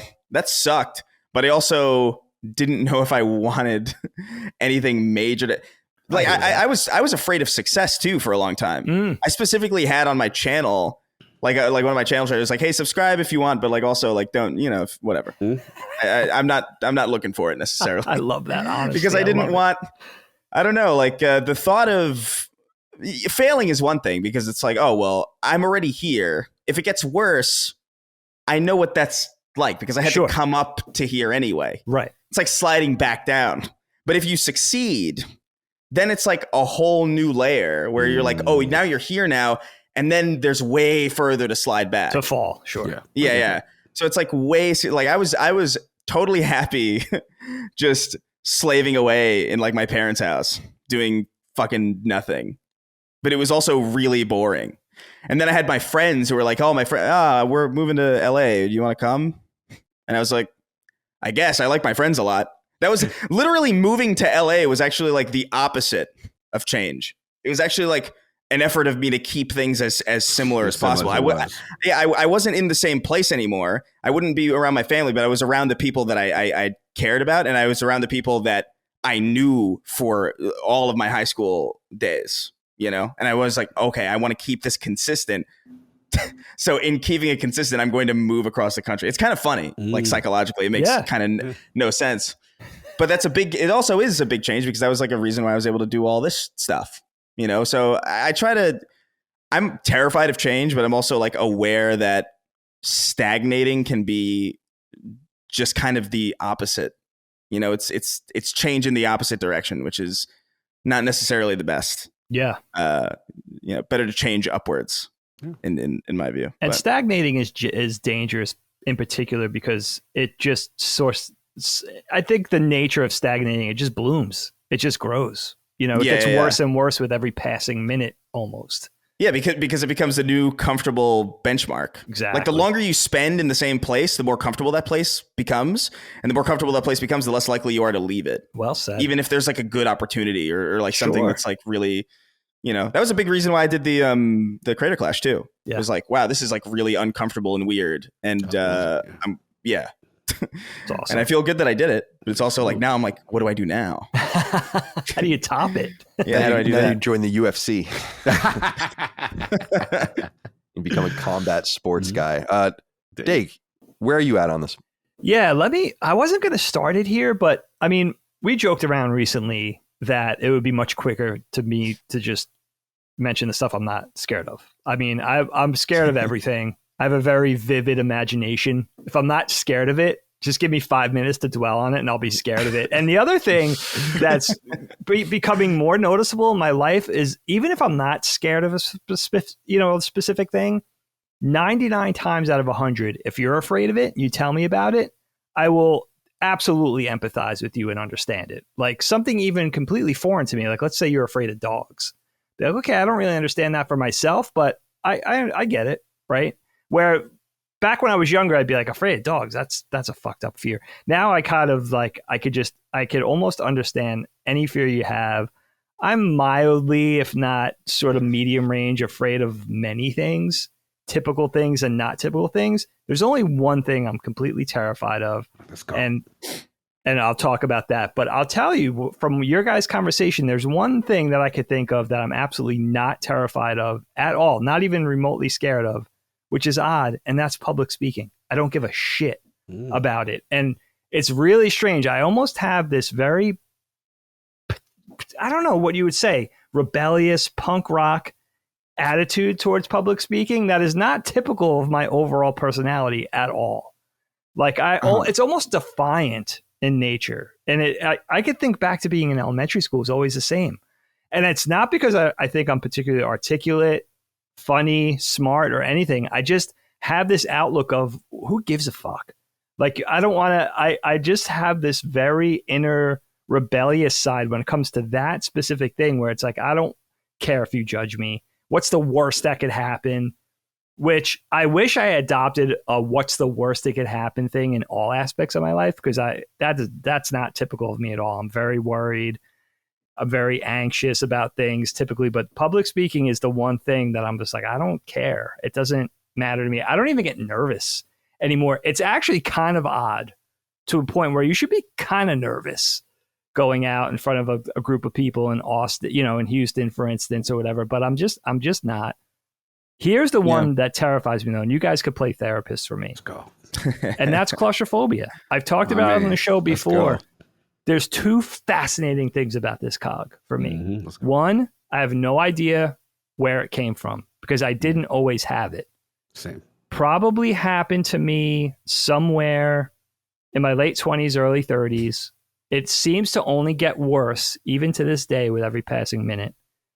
And it actually just grows on a weekly basis to a disturbing degree where I'm not even sure how crazy it's going to get, where if I'm going to feel claustrophobic in a room this size or in my house, I'm always like kind of thinking like what could possibly be next with my claustrophobia. I could think back to being a kid, let's say elevators, which is a situation I was thrust, into for decades working in New York.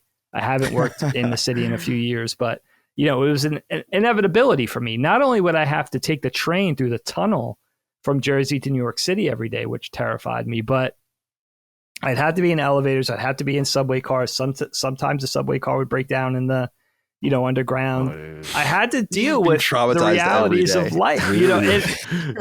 Terrifying for me. And I think having to do that sometimes 5 days a week for many years, I think you would think maybe on one hand, it would make it better because I would have, sort of exposure adapt therapy to the situation, but it only made it worse. And it gets to the point now where this is a relatively new thing, maybe in the last couple of years. I'll get claustrophobic in my car. And I'll be like, I'll have to put the window down, right? But there's also weird rules that apply. Like, let's say I'm driving down to see my family in Virginia. I'm in the Harbor Tunnel in Baltimore, which isn't a very big tunnel, but it's long enough where if you're in it, you can't see the other side for a couple of minutes, right? If I'm driving 65 miles an hour through the tunnel, I'm okay. I could deal with it. If, God forbid, it's bumper to bumper traffic and I had to stop, even for 10 seconds, if I'm stopped in the tunnel, this applies to a train, a subway car, or an automobile, I am terrified. I have to be moving. If I was, it defies. I just get angry. I just get rageful in those It's irrational because let's say I was moving through a tunnel at 60 miles an hour and it took 15 minutes, which is a really long tunnel. I've never been in a tunnel that long, but I would be okay. You could placate me. If I was stopped for a minute in the tunnel, I'd be panicking. My heart would be beating a mile a minute. I'd be on the verge of a panic attack. Yeah. Right. So there's very weird rules that apply. I talked about this recently on the show. Taking the train in from Secaucus into New York every day, I would count the lights on as I was passing them. You know, they're passing you like this. I would count them to know if the train did stop, because sometimes there'd be traffic moving into the, to Penn Station or coming out. So I would say, all right, which was an inevitability. Sometimes the train was going to stop in the tunnel. But if we were stopped on light 50, I'd be like, all right, we're near the mouth of the tunnel. It's, I could actually see the entrance if I was in the head car. If we were stopped on light 30, I knew we were in the middle of the tunnel, I would start freaking out. Wow. So it got to that degree where I would try That's to, wild. and the whole time noticing like, you're crazy. Like this is really affecting your health because the anxiety, the heart palpitations, the heart racing, it's not good. And as I'm getting older, the blood pressure, whatever, right? That type of thing. It really goes beyond anything that I experienced as a kid. Like when I was a kid, you could put me in an elevator, shut the doors, leave me there for 20 minutes, turn the light out, start a fire, whatever. I'd be like, all right, I guess we got to find a way out of here. I'd be very relaxed. I didn't care. Yeah. Now, you're also smaller though. So like the elevator is technically bigger. That's a good point. I remember, I talk about this story all the time. I remember my pediatrician's office had an elevator to go up. It was only like a 4-story building, whatever. But I remember going in that elevator with my grandma. She's smoking a cigarette, not only in the building, in the elevator. Yeah. She inadvertently burns my hand. Right, because I like the cherry of the cigarette, I mean, this is like you were in the right place for it, though, Dr. LaPerez. Yeah, that's true. Doctor was right there. If I was going to get hurt, this would be the place. But it's so crazy because I do wonder where it's gonna, I never got claustrophobic in a car before, right? It gets to the point where if I'm in my bathroom, our powder room downstairs doesn't have a window, I won't even shut the door all the way because I'm afraid to get locked in there. And you think about ultimately, why can't I apply that same thing to public speaking of what's the worst that could happen? Yeah. Right? Like what is the worst? I got a Jersey Transit train. I was coming home from New York one night. I would never use the bathrooms on the train, not because I thought they were gross, but because I was afraid I was going to get locked inside one. Wow. I did end up getting locked. I thought I got locked inside one night. There was one night I couldn't hold it. We were drinking, whatever, coming home late. Had to use the bathroom. We were pulling into Trenton, my home stop. I go to open the door. I'm so nervous the whole time. I'm trying to pee as quick as possible. It won't open. The latch was just like a little bit stuck. It was in some sort of state of disrepair, right? But I'm not realizing, like, if you just press the latch down harder, it will open. But I'm pulling it, and there's like an inch gap, right? This was the epitome of embarrassment for me. There's almost nobody left on the train. I'm yelling through the little crack, help! Help! The conductor finally comes. It feels like an eternity. It feels like I'm in there for 20 minutes. It was probably 30 seconds. He comes and opens it, and as he's opening, he's rolling his eyes at me. And I'm so embarrassed. And I'm thinking in that moment, like, what was the worst that was going to happen in there? What was going to happen to you? But it does. Yeah. It defies reason. It defies any rational sort of thinking. It's a real, palpable fear that's only getting worse. Mm-hmm. And I'm starting to wonder, like, when I record the podcast 2 years from now, am I going to have to leave the door ajar? Because it doesn't bother me right now. Or if I was, you know what? This is the other thing I thought of. You guys are going to think I'm really crazy. I was in my doctor for a checkup. This was about 6 months ago. The examining room, it must have been one of the internal examining rooms in the building, in the office building. No windows. He says, all right, looks over my chart. All right, take your shirt off, whatever. I'll be back in a couple of minutes. I got to see another patient. Shuts the door. And I'm like, I couldn't leave it shut. I just couldn't leave it shut. I was getting too claustrophobic. So I would go and open it and just leave it a little cracked. And the nurse kept coming by and pulling it shut. And I kept going over and opening it. And then sitting on I could not leave it shut. What did I think was going to happen? You know what's crazy though? You could have just said, because it's a nurse. So you could have just been like, "Hey, I'm claustrophobic." You gotta tell him, bro. You gotta tell him, bro. If there was ever a place where they would understand and accommodate you, it's probably a doctor's office. That's a good point, bro. You have to. It's literally what happened with my MRI situation because again, they leave you flat. They throw you in a thing. Yeah. The doctor leaves the room, shuts the door, and I started freaking out. So I hit him. I'm like, bro, you're gonna have to. No, we can't. No. And then he comes back. He's like, look, I get it. He said, we get football players, we get people, he's like, they can't go through it. He was like, what we usually tell people is bring a family member or someone present. He said, we've had like linebackers in here and they're holding their girlfriends they're in there just so they can feel physical or have someone put their hand on them. I get it. And literally, I was like, bro, you might have to put your hand on my shoulder. You ain't leaving this room. Because they had me do the thing where you do the MRI with the dye and they had to inject me. So I had to do all this extra stuff and stay in there. And this thing is like this close to your face while they slide you in the, There's no way. There's no way. There's no way. They have the injecting. And you're going to have to put your hand right here and you ain't leaving. God. He's like, wait, but they inject you too? They inject you? Yeah, they inject you. I thought that was the whole point of the machine was so you didn't have to do that. Bro, with my situation, they was like, we got to see if the circulation, you didn't have any blood clot or whatever it was. God. And they had to do this combo MRI thing, and you can't move. See, my thing is, just to help you, David, what would help me is, all right, I'm panicking, all right, because the palpitations is going, you feeling it. So I'm like, all right, calm down. My trick was, hold on to yourself. Touch yourself. That gave me safety. That gave me comfort. Oh. Yeah. Oh. Hey. Gotta do something sometimes. Right? You're going to see me driving around like this with my elbows on the steering wheel. I'm like, all right, I got me. Right? And that helped me get through. But with the MRI, they like, you cannot do that. You have to, you know what I'm saying? And that's where it freaked me out. And that's where That's tough. I could never go. They do have claustrophobia friendly MRI machines. Yeah, open ones. It's called open MRIs, right? Yeah. But yeah, that's a fear of mine. Like being in a tight, like a pipe. That's gonna be the only thing worse than that is. I'll say that is probably not like I think any person with a reasonable outlook would be afraid of being trapped in a pipe where they could, you know what I mean? Like, oh my God. Like there's a level of claustrophobia where I feel like it's just natural that a human being would feel uncomfortable. Sure. You know, like those stories of people like spelunking in caves and they like gotta like squirm through like no way. Like no fucking way, dude. Like no, absolutely not. You couldn't pay me enough. You couldn't. There's no way. There is nothing you could offer me to make me do that. But I'm also not claustrophobic.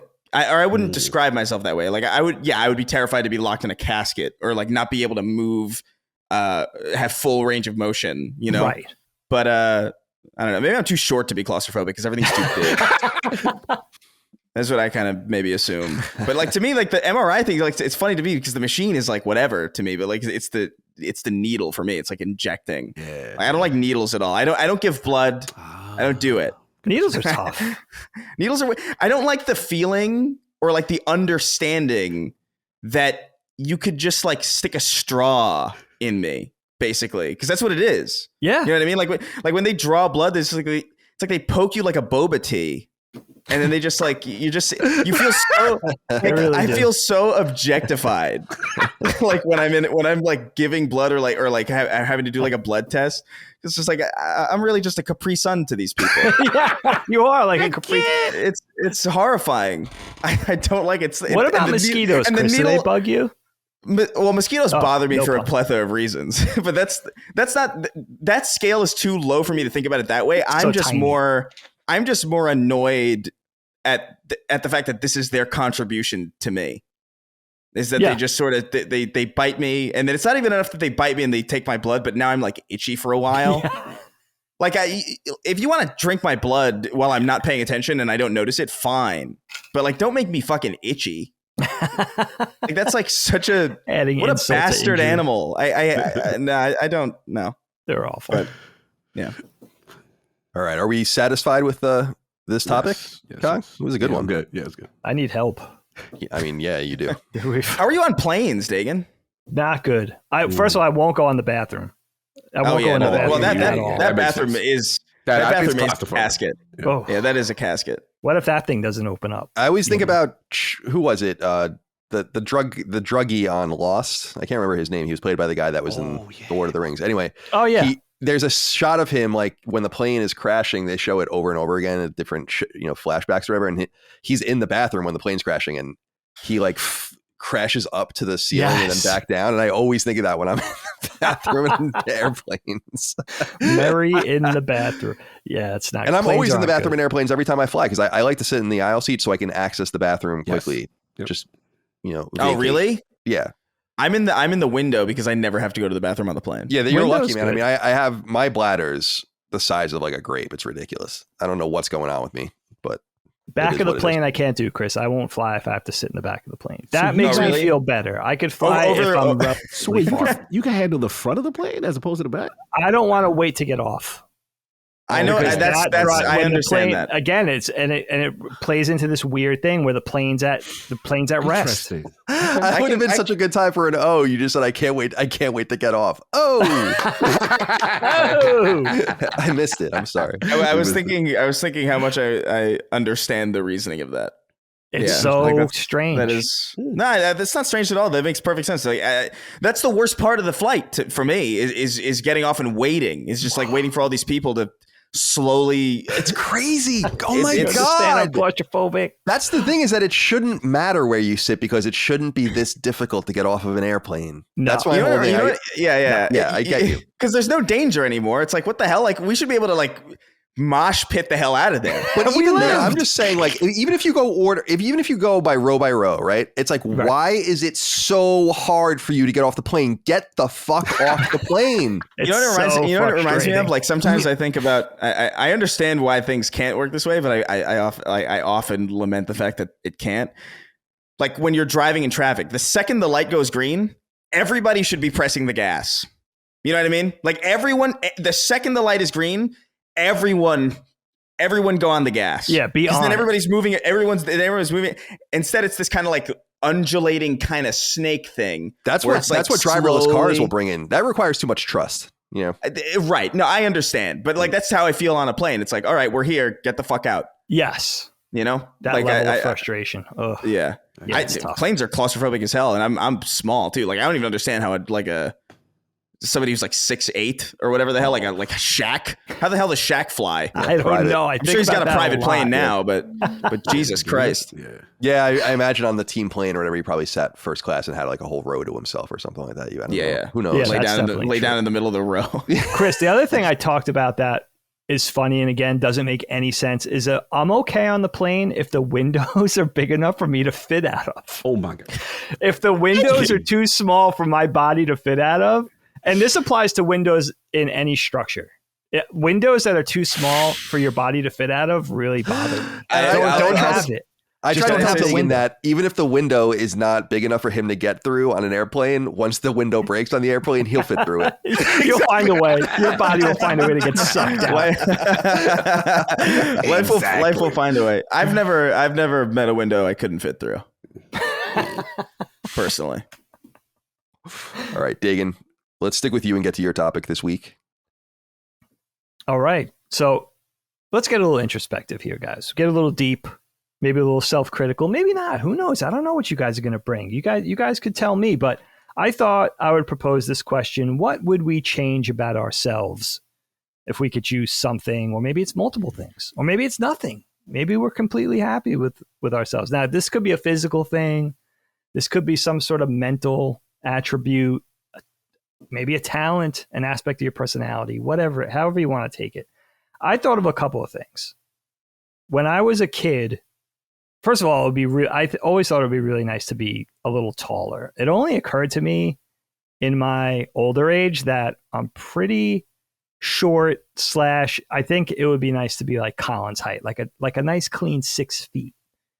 And the reason I think I'm so sensitive to my height now is I realized a little later on, and maybe my wife was the one kind enough to point this out, is that I have very short legs. Even though I'm 5'10", my length is due to a long torso and relatively short legs, which I don't think I ever realized before she pointed that out to me very kindly a couple, maybe it was 10 years ago or something. I'm like, shit, yeah, I have sort of clumsy proportions.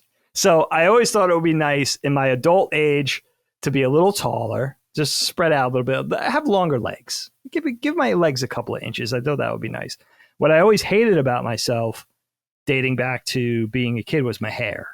I just have very unwieldy, very coarse, thick, curly hair that you can't do anything with, seemingly, except keep very short. This is actually pretty long for me at its current state. But growing up in the 80s, I always admired the kids that had hair that you could actually do something with.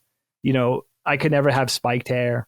I could never do the Jason Bateman feather thing. I could never part it on the side. I could only always keep it short or, grow it out. And then it was going to do the thing where my hair doesn't grow down. It grows up like a game show host. So I would have like the Gary Shandling pompadour thing, and I always hated it. That hairstyle, you might be able to rock it as an adult, but the kids with, the fro, it's kids with Gary Shandling hair it's a rough, rough visage to conjure. Yeah, especially when you're 8, 10, 12, you're trying to get your first girlfriend. It's like you got this Shandling fro. It's not a good thing. I always want to change it. I mean, we have the same hair, so I totally know what you mean. We really do. And it's okay. If we keep it short, I guess I figured out in my old... I mean, you have your hair, you do more with yours than I can do with mine. Mine's even worse than yours. So see, I very rarely see your hair even this long. But you're smart in a way, because I let it go too far and then I get very frustrated. Then it's got to get cut. I got to go to the barber or cut it myself. That's the one upside. I guess I could cut it myself. But there's really not much I could do. When I discovered bleaching my hair in my later teens, that was like my shtick. It's like, all right, I could cut it short, like just short of a buzz cut. I could bleach it. Sometimes I dye it black. I had to have to color my hair because there's just nothing I could do with it. It's worth noting, by the way, just to point for people out there that don't know how old you are, is this was years before Eminem or even 311 was doing that. Okay. But it was a big thing. Bleaching hair became a big thing with skateboarding. I don't know, the early to mid 90s. That was like which came out of punk rock, which came out of all that. Yeah. He may or may not have also sometimes put little like designs on the cat. I may have bleached patterns, a smiley face on the black cat, which turned her she had a pink smiley face. I thought it was going to be like a white smiley face. But you bleached your cat. Just once. That is fucking just wild. One time. Yeah, that was it. Which cat was that? I don't even know which cat that was. I'm not even sure if I remember. Djibouti? Yeah, Djibouti. Shampoo? I'm not sure. I'm trying to think.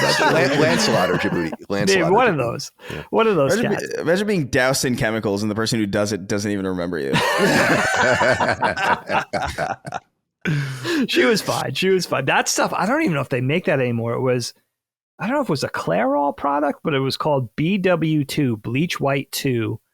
And it was a little packet, a little envelope of powder that was basically essentially a bleach powder that you mixed with water. It formed like a pudding consistency.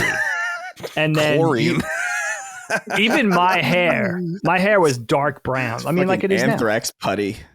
It was, dude, insane. it would turn even the darkest hair blonde in minutes, and then you'd have to shower it out and then make sure you close your eyes, obviously, because this is bleach powder or whatever. Sounds FDA approved.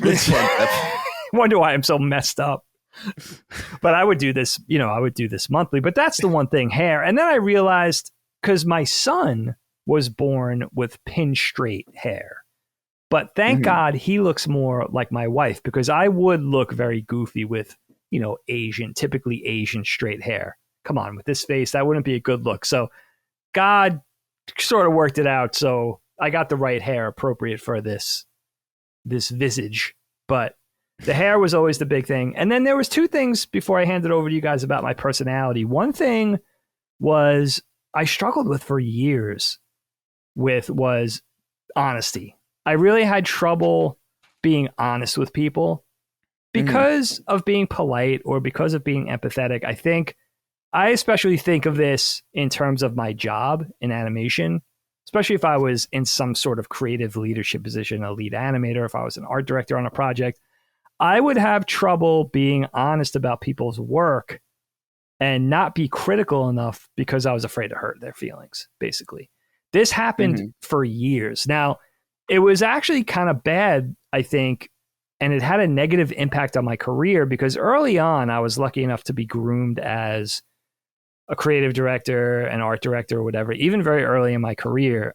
And I had mentors that came from that space and that were training me in the same regard. And that was the one thing. I always had a vision. I always had an eye for quality. I guess I had some modicum of talent myself, but that was always the one obstacle, is that I just couldn't be honest enough with people and just say, this is, I would give a couple of rounds of feedback. I would try to be gentle.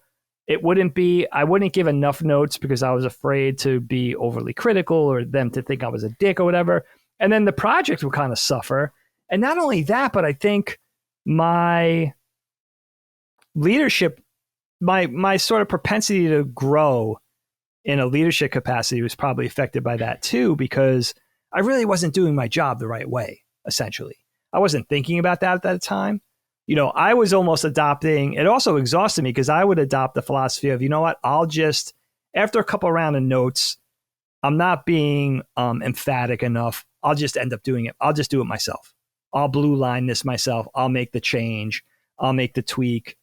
It's better than sort of, burning a bridge or causing bad feelings or, that sort of thing. And it was only probably, honestly, in the last 5 years or so where I could sort of match my vision to the level of notes I had to give on things, whether I was supervising animation or I was on the art and design side, where I could be just honest. I could be cool about it.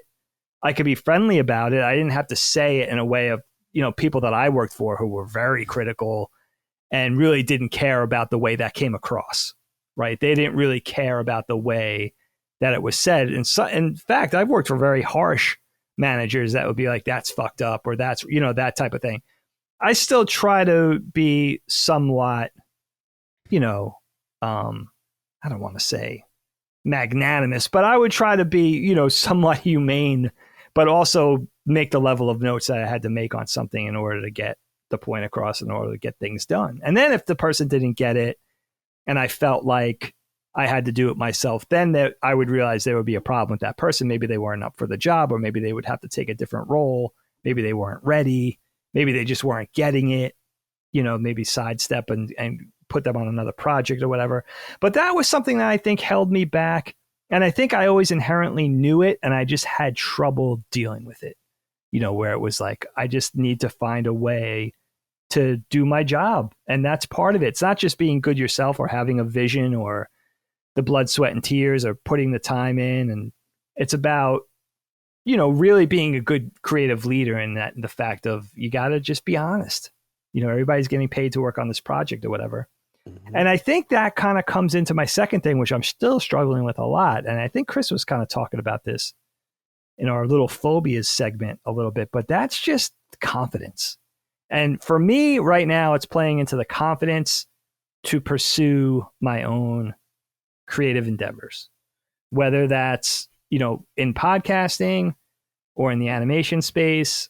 I want to definitely get more into illustration and doing children's books and stuff like that. And that's sort of trying to get a level of confidence where that prototypical fear of failure can be dealt with, that I could kind of jump over that hurdle. I could kind of deal with that obstacle. It's really holding me back, actually, quite a bit, and I could tell myself, you know what, dude, you've been doing this professionally for 25 years. Obviously, you're quote unquote good enough. You have a talent, you have a vision. You certainly have no lack of ideas. Just do it. What's the worst that could happen? So for me, that's the one thing I could change about myself, is just at this point wrestling with the confidence, the lack of self-confidence, and just having enough, just building a head of steam, right? To where I could have enough to start to really make inroads into doing the things I want to do creatively, and just kind of adopting that Gandalf, Lord of the Rings philosophy is, we only have the, we have this amount of time. What are we going to do with it? We're given this time. What are we going to do with it? Am I going to keep working for the man for the rest of my life? I'm going to be 50 years old, and how do I do it? And that's the one thing I wish I could, just somebody with real, authentic, genuine self-confidence. Like, how can I get a piece of that? How can I just get enough to where I could grow it every day, but enough where I could really just sort of sink my teeth into the things I want to do creatively. And I really kind of give myself 2023, like, this is the year where I really have to start taking that seriously. And even if it's slowly, I have to start building it.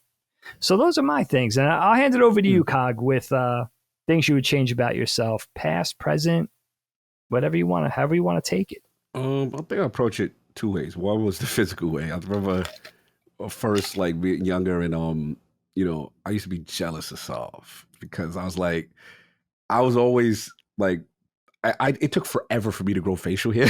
And, I hated it. Like, I just looked like I was 10 in the 7th, 8th grade.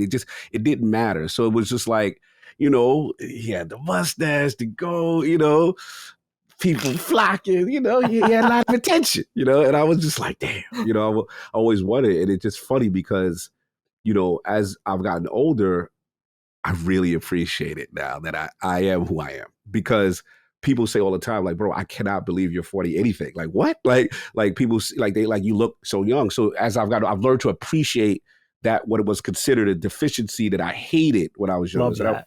That was the first one on the physical side. The second one, I think me and Colin talked about it before.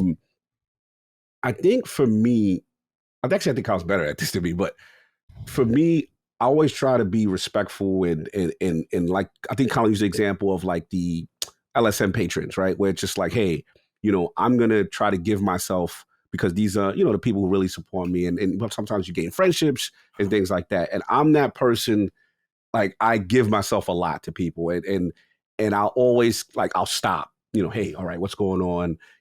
Talk to you, get some feedback. And I make myself pretty accessible. The hardest thing for me that I got to change is learning to say no. I struggle with it sometimes, because I don't like, this is where me and Chris are opposite. I don't like disappointing people's perception of me, so to speak. You know what I mean? Like, I feel like people like, yo, Cog is this awesome guy. He's great. Oh, but I met him. Oh, he's the worst. Like, what I'm saying? Like, I don't want to give that person that first impression of me. So I sometimes overextend. And then what ends up happening is, a lot of times, unfortunately, some people take kindness for a weakness. That's one. Mm-hmm. Two, which Colin was surprised, is I actually do have a very hot temper that I've learned to control over the years. Like, I'm very emotional. I'm very quick I go up my gut if I feel I'm wrong. I guess it's a Scorpio thing. Like, I'm loyal, but if I feel I'm wrong, it's over. Like, it could stop like this and everything's over. And I have no problem walking away from anything. Like, all my best friends know me. Like, I could literally go back to just playing video games, not being famous. No one knows who I am. I'm comfortable with that. Like, all this is extra, right? So basically, the thing I had to learn is that stop letting things build until I get to a breaking point. Mm-hmm, mm-hmm. And that was the thing that I still struggle with at that time. You know what I mean? Like, someone kind of does something, And I'm like, all right, I'm gonna let it go, or whatever. But if it, that person habitually keeps doing something or whatever, then I had to get better at like, look, we're not gonna do this. Can't have what is it? Habitual line steppers. Like I would let the habitual line stepper kind of, even though I know what's going on, I'm like, that's little, let it go. God, it ain't that serious, whatever. And sometimes that has helped me to avoid drama, you know what I'm saying, when I don't necessarily need it. But there's other times where it's like, no, you've got to check this specific instance, because if you let this go, it's going to turn into something. And then people get surprised when they see my flip out, because my flip out is extra. Like I will go there and I'm willing to go there. So that's the thing. As I've gotten older, I've had to learn to be better about. Just acknowledge it. Some things you can let go, but other things that there are key inflection points that if that happens, it can turn into something else, and you got to be careful of it. So those are pretty much mine right now as far as like changing stuff. Very smart. Yeah, very cool, man. Yeah, choosing your battles. Yes. I understand that. Yes. Yeah, for sure. I have a temper too, dude. And I think I definitely surprises me to hear that about you. Yeah. But I don't get surprised because people hear that about me too. I've always, I don't know what famous person said this. It might have been Martin Scorsese, but I feel very similar. Like I was born with some level of anger inside me. Mm-hmm. It didn't just happen. I don't know if it's my surroundings. I don't know if it's the Sicilian. I don't know what it is, but I don't like that side of myself. Yeah. I've never liked it. I hate it. And I know people that love that side of me. And I hate showing that side of me. Like, I don't like it. But people are like, yeah, I get him. But I'm I don't want to bring it out. You know what I'm saying? But I feel you. It's there. It's definitely there. Yeah. And it is what you said really hit home, because it is fueled by whatever way we're not being true to ourselves, I think. And just going over our limits, or the limits we should set for ourselves, whatever that may be. I think a big part of that is that, and not wanting to awaken that monster inside you, and not liking that part of yourself, I think is really healthy.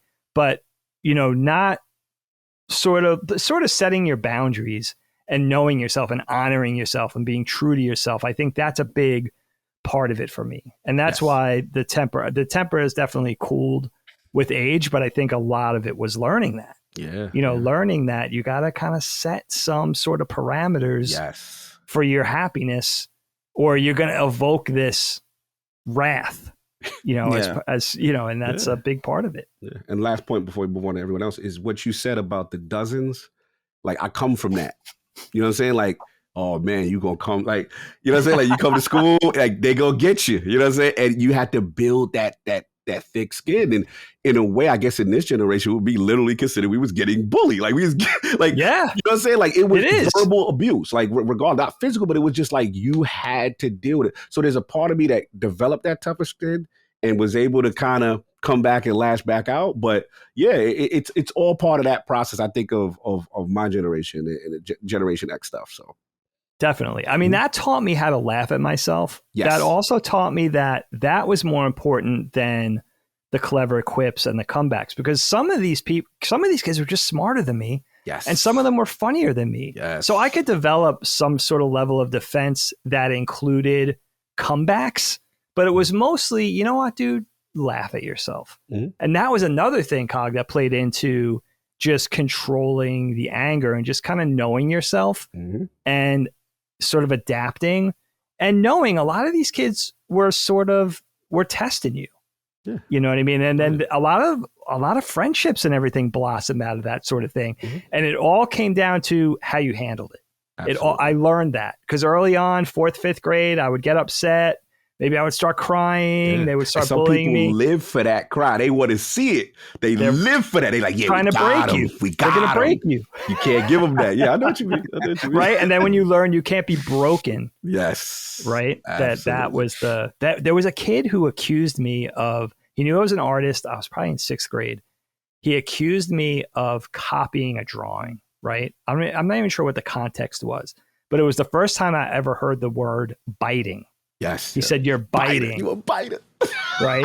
And I was so upset by this once I realized what that meant and everything. Ooh. And I remember that was the last time I ever kind of let them see me upset. that was the last time I let them see me cry. And I learned from my reaction, the bullying only got worse. They knew they got my goat. And after that, it was always like, all right, you have to be, there's a graciousness almost. And once they see that you could laugh at yourself and that you have a thicker skin and that it doesn't bother you, that was really the key, more so than the vicious comeback or your mom is so fat or whatever. That's fun too. But when I realized that wasn't real, it wasn't an even playing field because I just wasn't as good at that. Yeah. You know, so it was in knowing myself. Because if I could come back, like, I don't know, put like a Bill Burr or something like that, right? Where it's speak about legendary comedians. Like if I could come back with that level of venom, but that really wasn't who I was. Yeah. So it was about really just, it was just about discovering discovering yourself and knowing yourself. And yeah, dude, I remember that stuff like it was yesterday. Oh yeah. What about you, Chris? Man, I don't know. I think I'm pretty perfect. No. Got it all down, man. No, I don't know. I think I do think I'm too much of a perfectionist, and I feel like I have too little to show for that character flaw. You know, like I think I'll often get like paralysis working on something because it's like it's not good enough, and then that will make it. It's like this weird situation where like, how long has it been since my last big project? Okay, it's been this long. It needs to be that much time better. And then it's like inevitably it can't be because that's like an insane expectation. And then because of that, it's scrapped. And then you reassess the same question. It's like, how long has it been? Oh, it's been even longer. So then it needs to be that much better. And it's a genuine problem. It gets in the way a lot of just because in order you have to just do things. You know, you can't just wait for the perfect thing because that perfect thing's probably never going to happen, and if it's definitely not going to happen if you don't do things. Yeah. So it's like it's this kind of like not a self-fulfilling prophecy, but like kind of like a cyclical kind of problem that I've found myself kind of struggling with lately, just because I feel like I have so little. I don't know. It's been so long. So like, what's the baseline of a project for me? Like, what does that mean? And just kind of like recontextualizing my own work is just bizarre. Like I think the perfectionism thing is a problem. Yeah. I overthink Chris. A lot too. I find myself, dude, I get overwhelmed by just emails, like sincerely. Like if I open up my emails and I see like a bunch of shit, I just won't. I let them pile up sincerely because I can't be fucked with it. I can't. My perfect day is a day where I have no notifications. That is Christmas to me. That's more than Christmas. It's mega Christmas. And you know, it's I don't know. It feeds into the perfectionism thing too, because obviously you're overthinking that aspect of it as well, and that just kind of compounds and compounds. Mm-hmm. And then you're just not getting as much done as you want. And then, and it's weird too, because writing oftentimes can look like doing nothing. Like I remember this from back when I was really, really young, and I would write videos and stuff, and I would be like kind of like thinking, and I'd be like on my bed, just sort of like staring, just thinking. And then my parents will come in, they'll make like a snap. They'll be like, "Oh, hey, you're really hard at work." I'll be like, God damn it. It's like I swear to you, I'm working. Or like it would be even like when I'd be playing like video games all day, and then I'd go home and I'd like go downstairs, and then my dad would be like, "Welcome to the land of the living." You know, like all these like really science, like God damn. So now I have this weird thing in my, and like I love my parents. My parents are great, like awesome. But like I think I'd have this thing in my brain now where like the things that I do for work, right? It feels like I'm not working because like I got like these weird like snide remarks for playing video games, and now playing video games is my job in some way.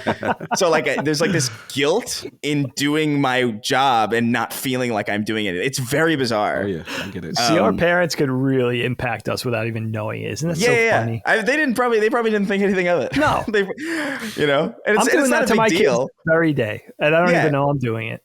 Yeah, it's not just the nature of being a parent.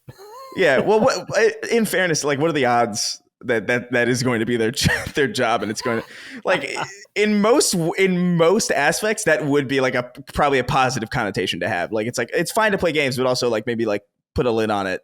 You got to get back to work. Of course. They didn't prepare for the fact that this would be my work, and neither did I, quite frankly. Same. But something resonated with me that Dagan said about honesty, because I've actually been trying to find my way through the morally gray area that is, because I do think, like, I used to, when I was younger, I was like a truly open book. And then I learned very, very quickly that was like a bad thing to do, because people would use shit against you for like no reason, like seemingly for no fucking, there's just some people out there who's fucking crazy. And then so I got to this point where I was deliberately a lot more shielded, a lot more guarded. I wouldn't really be as upfront with people as I probably should have been. But it's also like this weird, I do feel like there is this, I don't think honesty in and of itself is inherently like a positive thing. It can be a positive attribute, but I've seen like an example. This is like I'm not going to name names or anything, but this is like a very specific old experience that I had, where somebody that I had dated like a long, long, long time ago randomly like resurfaced. And I got a message that was like, hey, I know we haven't talked in like many, many years, but I just want to let you know that there's at one particular point in the past, I cheated on you or something. And that was it, right? It's like one time, it's like, I feel bad about it. I'm sorry. Wow. And I was like, I don't need to know this. Why? I haven't talked to you in 7 years. Like, first of all, no way do I give a shit anymore. Like, what the fuck? I haven't thought about this in years. Also, like, I just don't, there's a certain point where like that honesty is for you. Yes. Like it's not for me, because I was fine. I was totally fine. Also, like, I wasn't even blindsided really, because I just don't, like, again, it was so long ago that it's like, okay. That's like, insane. I don't even remember like this period of my life, quite frankly, but like, thanks for telling, like, it was just I was like, oh, okay. Yeah, that's their and that almost sounds like a weird ploy just to get back in touch with you. It's a weird choice. But that it was supposedly, way. You know what it was? It was like an AA thing or something, where it was like, hey, I'm making right. Right. Yeah. But like, I don't need to be made right. Like, I don't need to know these things. Like, I think there is such a thing as like, what's not, I know where you're going. I know where you're going. I know. Yeah. There is such a thing as like, I'm the word's escaping me, but like negative honesty. Sure. Or selective transparency in a way. Yeah, it's like, don't look, for honestly, sincerely, don't tell me. Right. If it's been 7 years and it happened once, yeah, you do. And I haven't talked to you in 8 years. Like, I don't need that honesty from you. Yeah, like, I really don't. Well, they're doing that for them, not for you. For them, it's for them. Exactly. But that's what I mean. Completely. And so like, and then there are certain things where it's like, well, you know, I was raised to believe, you know, being honest is the good thing, and it is ostensibly like the best default. But then there are these like weird gray areas where like you kind of feel like, I don't know, is it really worth going back and apologizing to somebody for like 10 years ago about something that like they're probably not even thinking about at all, or like, I don't know. There's like a weird area that I'm trying to navigate too, as I try to get older and try to figure out like where I stand on certain things, and like where my moral fiber is, and like just all these different things that you kind of just have to kind of gather and just sort of have a more solid idea of who you are. But I wish, I do wish I didn't have this perfectionism problem. I wish I didn't have this overthinking problem. But at the same time, I do feel like the neuroses, like I do feel like the neuroses of overthinking and this like weird, like really self-critical thought process is what makes the work good. Yes. In some way. It's you know what I mean? Like it's constructive, but it's also like, I don't know. We're also in this era where like the quality of content doesn't really matter.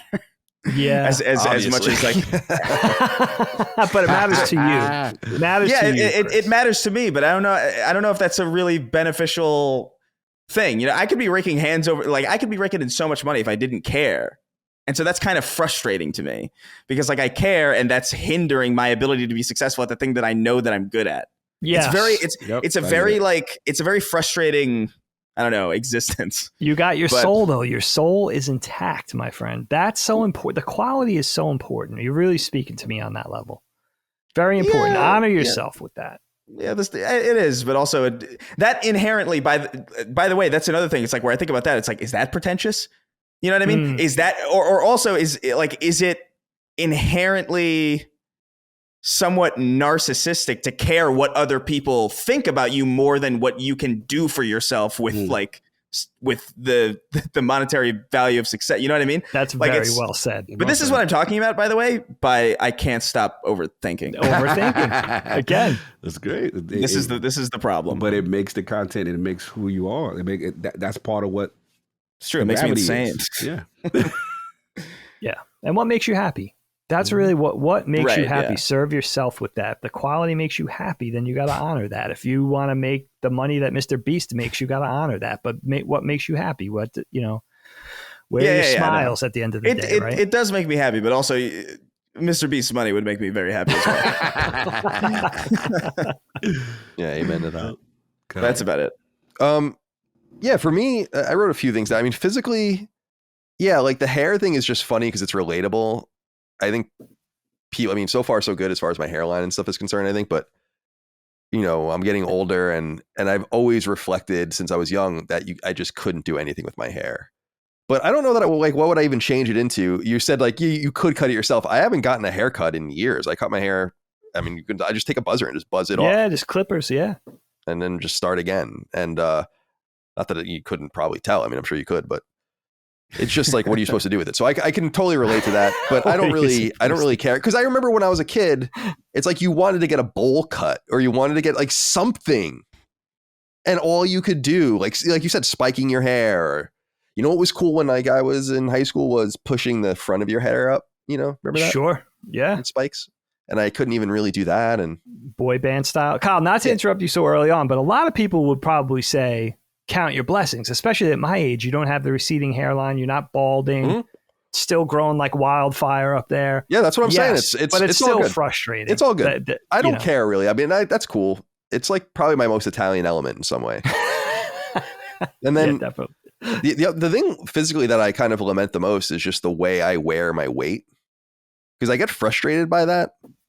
And I think it's more of a family thing when you kind of look around and see how people get older in age and wear their weight around our family, where it's just, you're getting a little pear-shaped. And it bums me out, not because of the weight itself, but because I think I do a decent job of trying to stave it off. And I don't quite understand why the weight simply refuses to go around the body the way it would another person. Dude, like I stand in the mirror, stand up straight, right? Put my arms down. You can see my ribs here. And then my gut sticks out. That doesn't really make any sense. That might make sense if I didn't move around. But in fact, I do 2 to 4 miles a day of cardio and I do weightlifting most days. And now Mike and I are going on all these walks and I do 1 meal a day. I don't eat for 22 hours a day, 20 to 22 hours a day. Wow. Mm-hmm. Now I eat like shit when I eat. There's no doubt about it. But the entire idea is that you can't possibly do the damage to yourself that you're going to do if you at least limit that behavior to 2 hours. Like, yeah. Do what you can, basically have one huge meal, one huge dessert, some sort. And I don't really eat dessert food, but, have like, a sandwich or something for dessert and then wrap it up for the day, And so I shouldn't be the specimen of health, no doubt about it. But I get frustrated where it's like, I could understand if I was just a lump of fucking human clay sitting in a chair all day and then my weight would be there. But I really do move. I am a fairly athletic person for 38 years old. And I definitely have great wind and all of that. And I also know that I have like perfect blood pressure and all of this stuff. So it's annoying to me that we have this genetic thing where I'm just like, damn, man, I'm really coming up to it. And I remember being in my early 20s when I moved to San Francisco and I would eat, and Dagan knows, and I'm sure we can all relate. I used to eat like fucking maniac when I was a teenager and in my 20s. I would eat constantly. Yeah, nonstop throughout the day. Constantly. And I said when I played hockey, before a game, I would even just heat up an entire thing of Lipton butter noodles which is like probably 3,000 calories or something like that. And I would just eat it. And then I would go play hockey. And I remember moving to San Francisco and kind of having a little money for the first time, really not very much, but going to McDonald's and getting like $20 worth of McDonald's and being like, this is what I always dreamed of. And then over time being like, wow, you're getting fat. I always dreamed of. I love it. Because I would get like a number 3, like double quarter pounder with cheese, large, an extra fry, 20-piece chicken nugget, 2 apple pies. Like seriously, that's what I would get. And I would eat that when I was 19 or 20, no problem. No problem. Like not even a relevant thing. I used to eat an entire pizza, no problem. You know, I do that. I'll do that now. But you pay the price these days. And so I'm trying to do what I can, but it's annoying because I also don't eat that badly. I eat badly, but not that badly. Like it's not a lot of sugar. It's like a lot of nuts.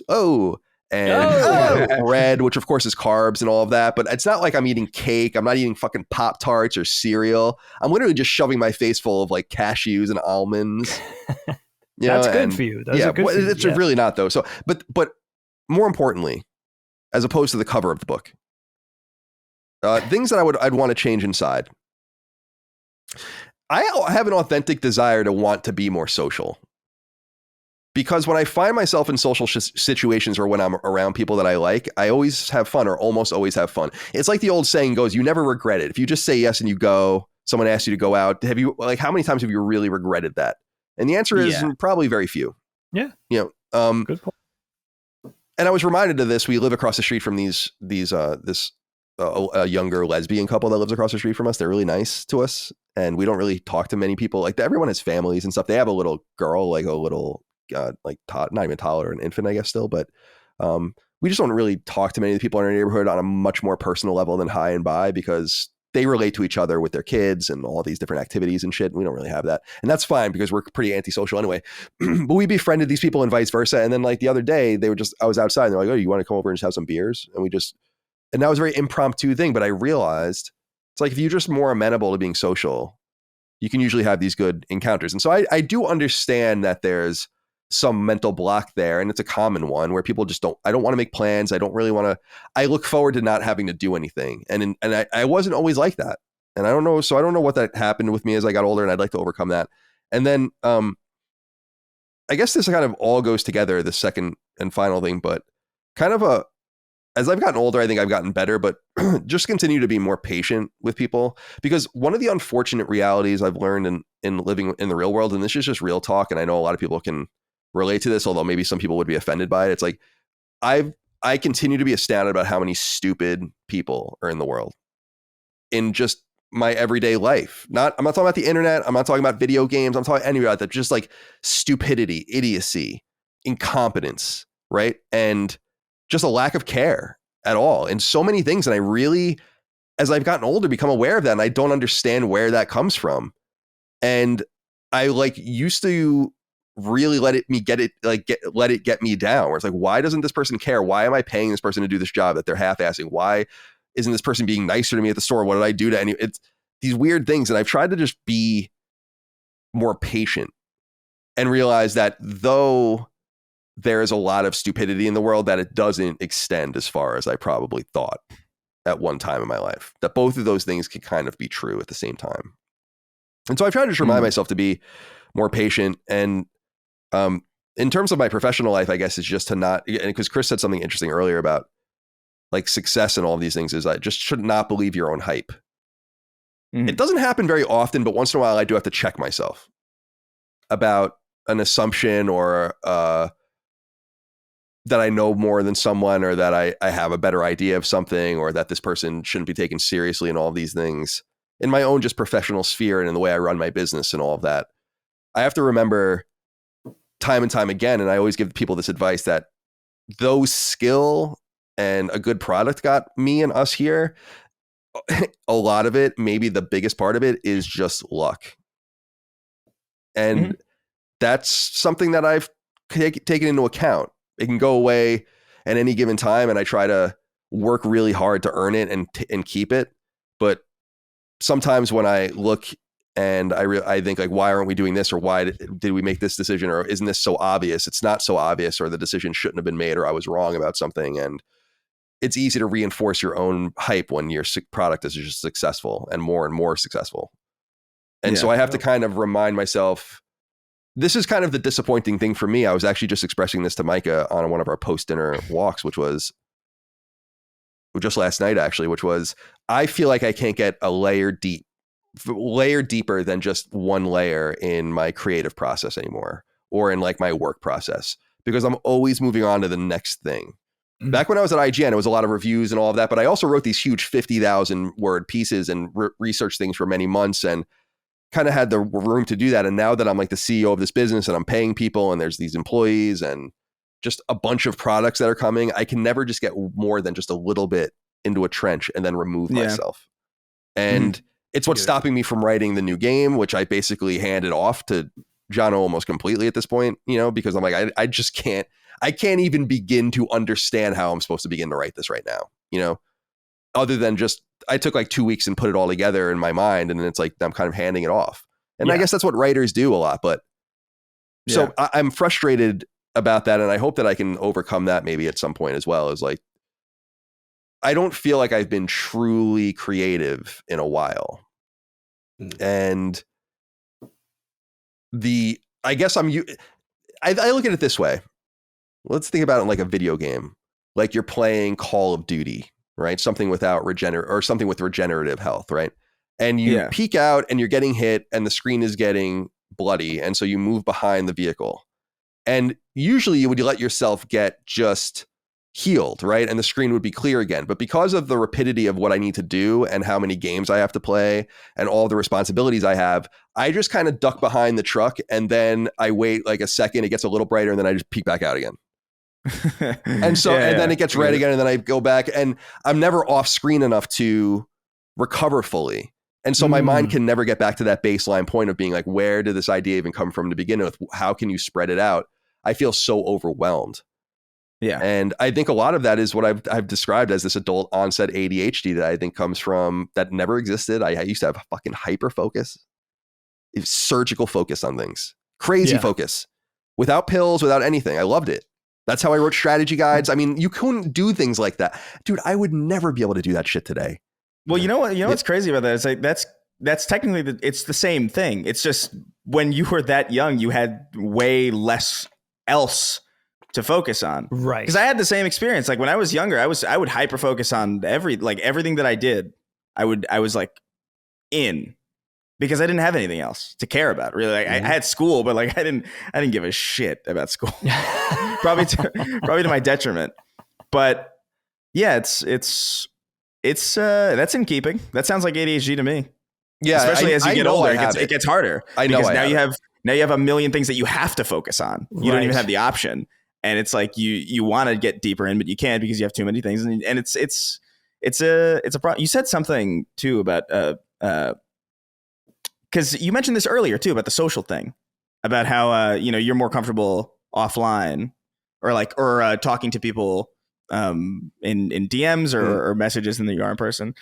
I feel like I'm or even just through this, I'm the opposite.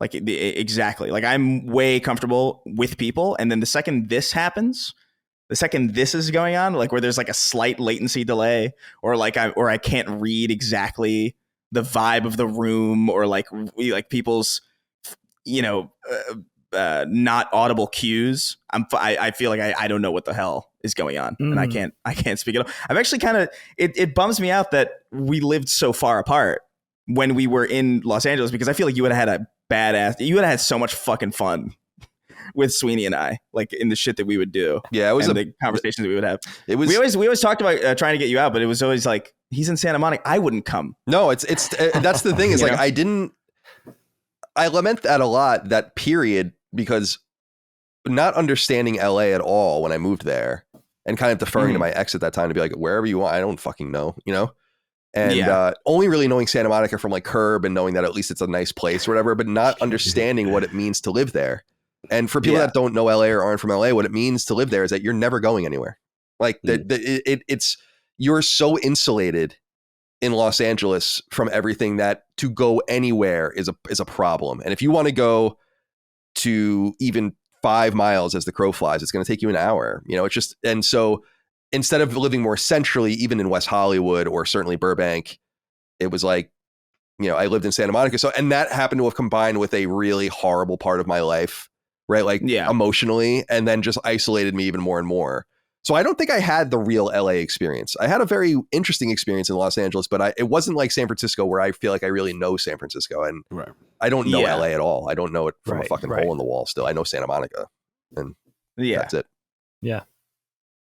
All right. Are we satisfied with the topic? Yeah. I mean, I just want to tell you guys a couple of quick things. Kyle, patience comes with age. That's what I find. That I'm so much more patient. If I think of how patient I was when I was 40 compared to now, I've grown. I've evolved so far. If I think about my patience, you're 30, more patient now. I'm so much more patient as a 49-year-old than a 30-year-old. Oh no! Or as a 40-year-old. Yeah, the patience. I think I'm getting way worse. Oh, interesting. Really? Yours gets worse? Yeah, I'm getting far less patient. Like I used to be a lot more patient. Now I find myself in. I was in a conversation with somebody that I only kind of knew recently, and I found myself bored with the conversation, and I said, "That's good." And then I walked away. Wow. I would have never. Something you would have never done. I never would, because it's like that's such a dickhead thing to do. But I'm just like, I was so tired. I was like, look, this is exhausted itself. I do wonder if being a parent, parenting two kids, and our oldest is 16, so we've been doing it for a long time. I do wonder if the patience really comes from that, because I'm a much more patient dad now than I was when I was first, what was I, 33 or whatever, when I first became a father. So that's one thing. And then Chris, you're talking about perfectionism really spoke to me, because I'm afflicted with that mess too. And I have to practice what I preach and put my money where my mouth is with this. But I have two truths when it comes to perfectionism. I have to put them into practice, but two things that I'm mindful of that do help me, at least in theory. And that is, one, the outcome is never going to be as good as the vision that you had in your head, right? So whether you're writing, animating, illustrating, doing a pod, whatever, a YouTube show, whatever, it's never going to come out the way you purely intended. As an artist, that's just a reality that we have to deal with. And the thing you have to remember is the audience or the people consuming that art don't know what that vision looked like. So they don't know anyway what it was intended to be, versus that's something purely for the artist. The other thing is, I really believe in this, that just doing it, there's a great triumph in just doing it and getting it done, because it's so much better than not having done it. Yeah, no, 100%. And that those things help me. I have to really kind of harness those things and put them into practice for myself. And again, for me, battling that confidence. But those things are definitely inherently, I think, so true that you can't even argue with them. And I find it helps me. So I hope that it could help you too. And it's hard, man. That it's a struggle, because it's so inhibitive. It could be so inhibitive just not to do it. And I'm getting to the point where I'm just starting to heed the advice of my friends and family around me. It's just like, that whole sentiment of, what are you waiting for? You have this vision, you believe in it. Maybe it'll be successful, maybe it won't, but what are you going to go to your grave having not tried? And that's a tragedy that you're a lot younger than me, but that's something, that idea of that potential regret is something that's starting to motivate me, and I use that as fuel. Yeah. I'm sorry. Good. Oh no, I was going to say that's what makes me want to jump back into stand up again. Cause I only did it like 3 times the week before the pandemic happened. and then it got immediately shut down, and it took so long for me to get like the courage necessary to even get up there in the first place. And then I finally got on a roll for literally a few days, and then it just got ripped out.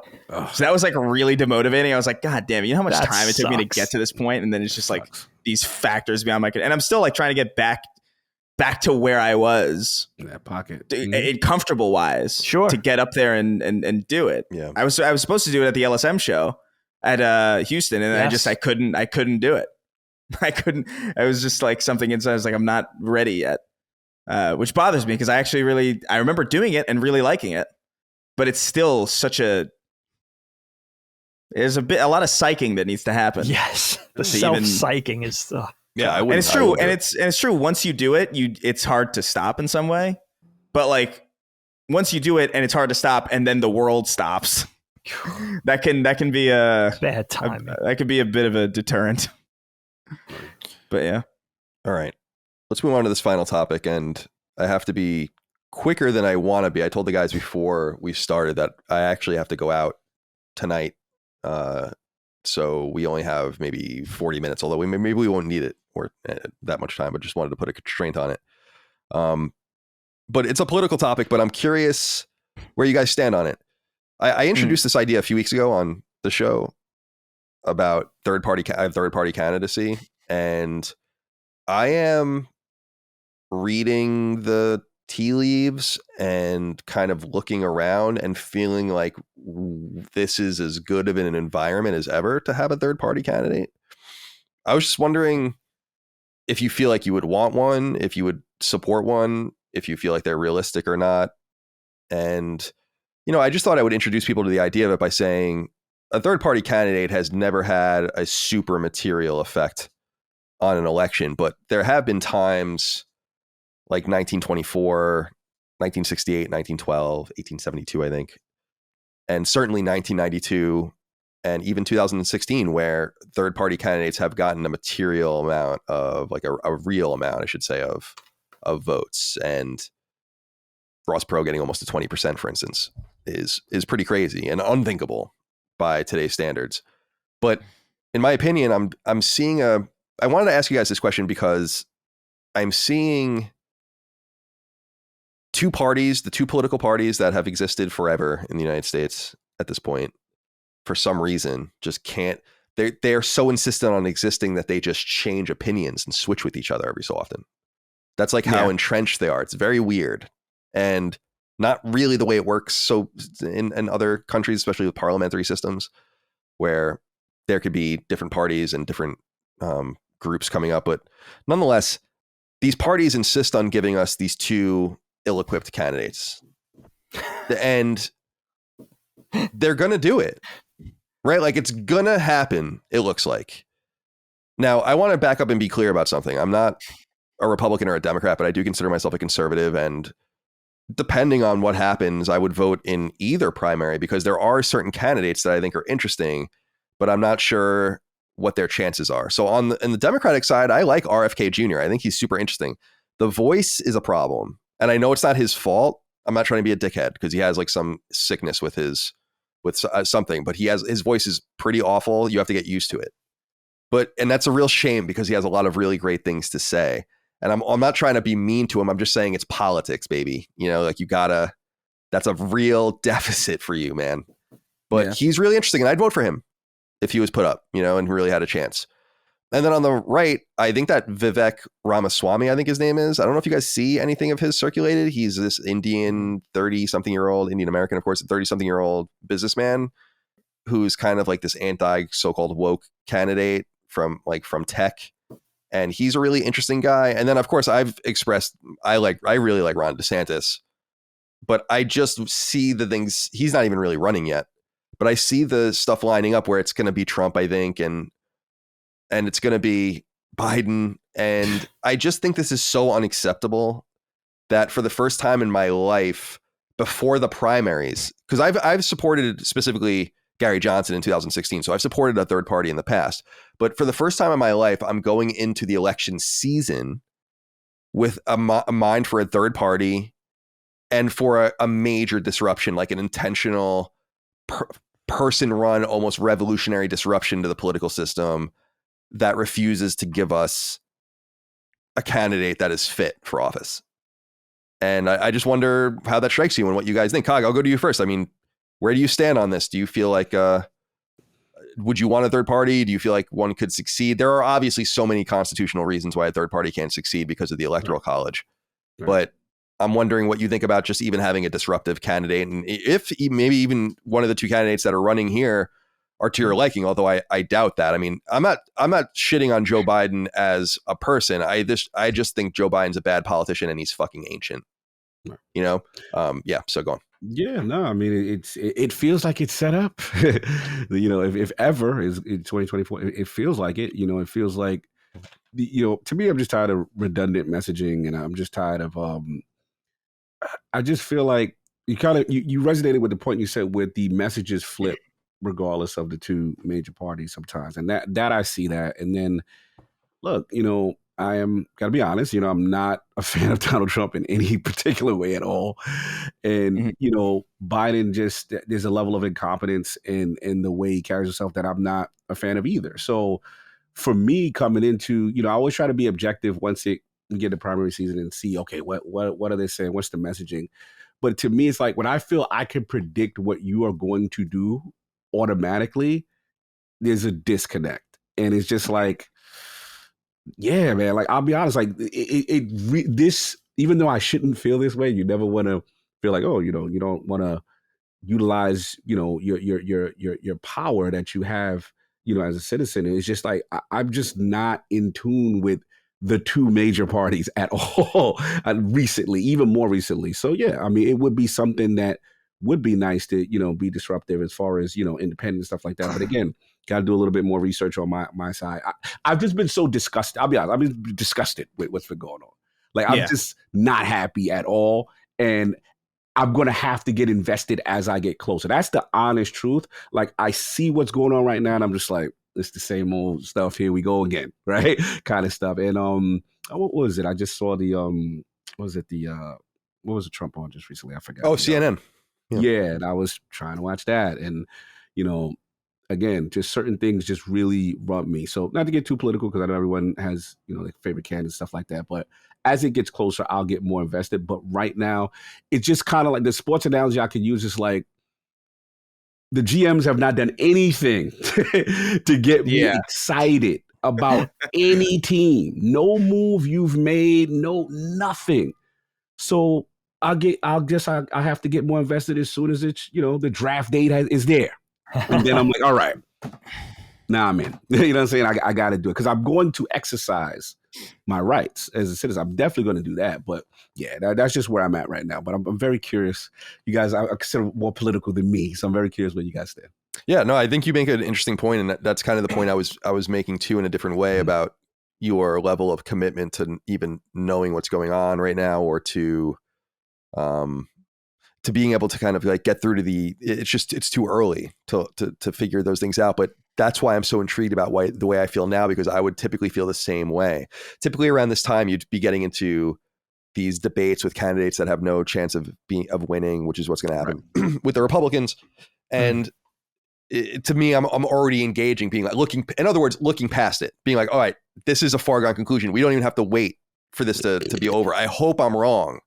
I hope I'm wrong for both sides. I have all these conspiracy theories about how the Democrats can dump Joe Biden.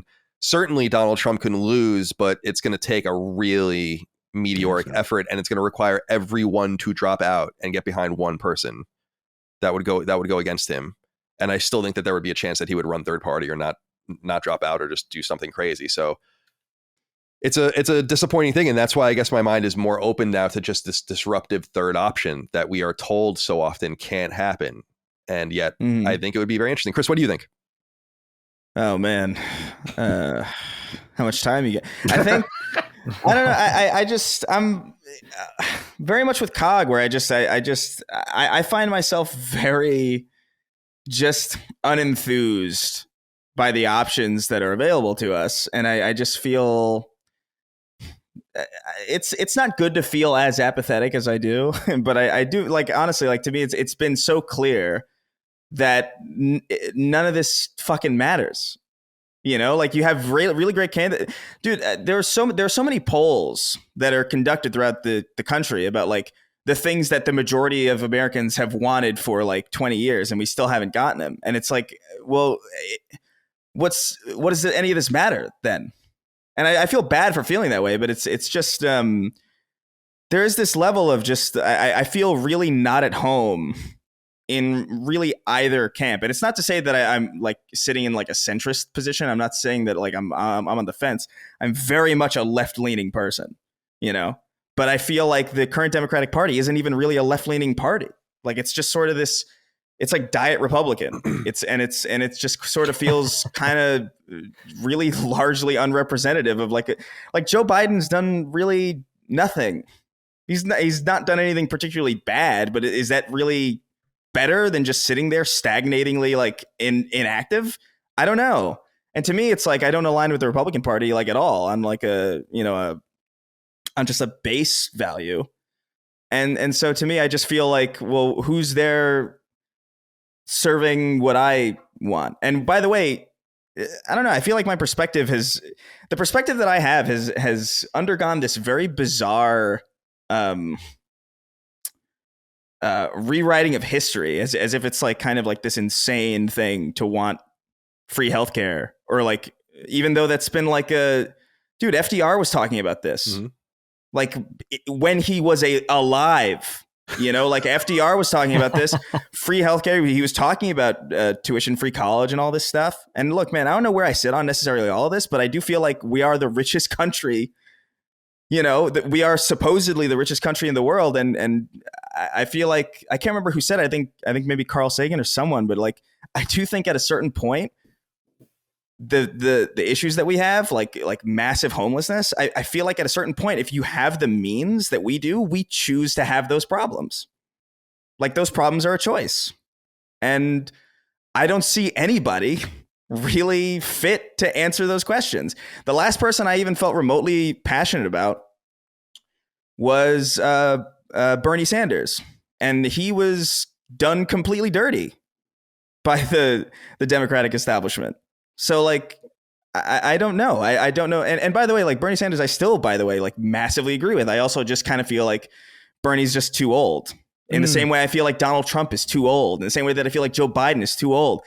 We need a person who knows what the internet is to be the president. Because right now I see a lot of candidates on the left that I just kind of am just bored by, and on the right, I feel I see a lot of people focusing on these really trite social issues that are really not important.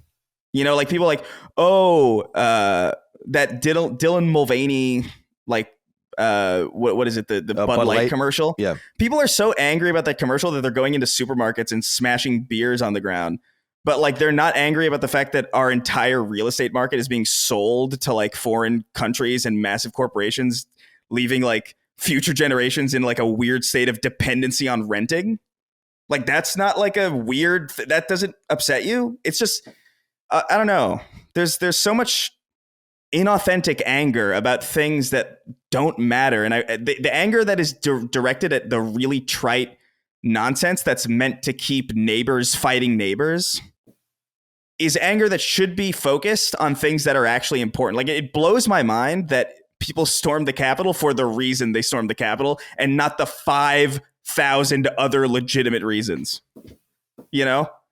So like, I don't, that's where I'm at. I'm just disillusioned by a lot of this, and we'll see how it goes. I do think if we do get Donald Trump and Joe Biden again, I do think it's going to be a situation where like so many people just don't want this at all, that a third party does have like probably like the best chance of really making a genuine difference. But at the same time, like you said, the Electoral College is there. So how does that shake up? The Electoral College has always been confusing to me. It's like the idea that land votes. It's just like a very bizarre concept to me, but I don't know. Well, I want to say this about it's funny because you have to go several layers deep, in my opinion, right? Mm-hmm. The tolerance for this status quo isn't there anymore, right? It's starting to break. So people's apathy, like the apathy you're describing, has to give way to the possibility that if everyone acted, here's the fucked up thing, and this is so fucking first grader, but it's true, is we could affect any change we wanted if all we did was, if we tried to just work in a singular direction. We do live in a truly polar country that makes a lot of those things impossible. But I keep saying that, and it's what you said about it's class. It's just class. Right. And it really bothers me that people, that's what, as I've gotten older and become, I think, more liberal in that sense, I care about social issues, and some of the social issues you would describe or whatever. I think some of them are relevant because I think it's through those, that's control of, let me back up and say, liberal control of the United States in terms of its entertainment industry and its universities and its culture has been a massive win for the Democratic Party. So you can't really blame the Republicans for trying to fight back on that, because they gave all that land away, and said like, well, it doesn't matter. It doesn't matter. It doesn't matter. It doesn't matter. And then they were pushed into a corner in every little thing so that they became the bad guys. And that's what I think is so interesting. Is like the Republicans are like the bad guys, right? And that's not a legitimate way of looking at the American political situation. So I guess what I'm saying is, if we just reverse the apathy and focused around class and money and who's taking advantage of who and who has what, then I think that people would find a lot of common ground. And what I've realized is I'm for, as long as you can, let me back up and say this again. I'm backing up. We spend all this money on war. We spend all this money on all this nonsense. We give tens of billions and hundreds of billions of dollars away to other countries, like things that most countries in the world never would do, right? Like just incredible things. And it would be my preference that we just stopped spending so much money.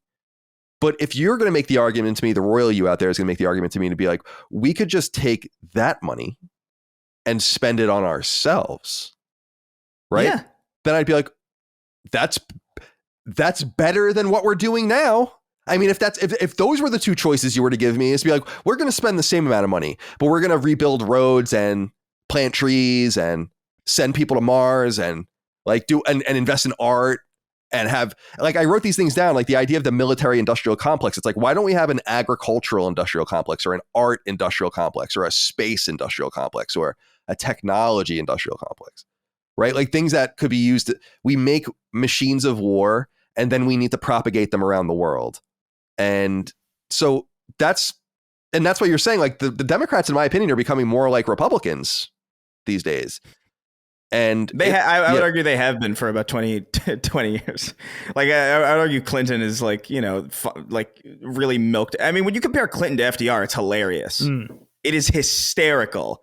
Like the softening of language. Like we used to have a strong, like there used to be strong representatives of both of these parties, and now it's just like kind of like bastardized, where it's like, is the most important Republican issue the fact that some trans woman is in a beer commercial?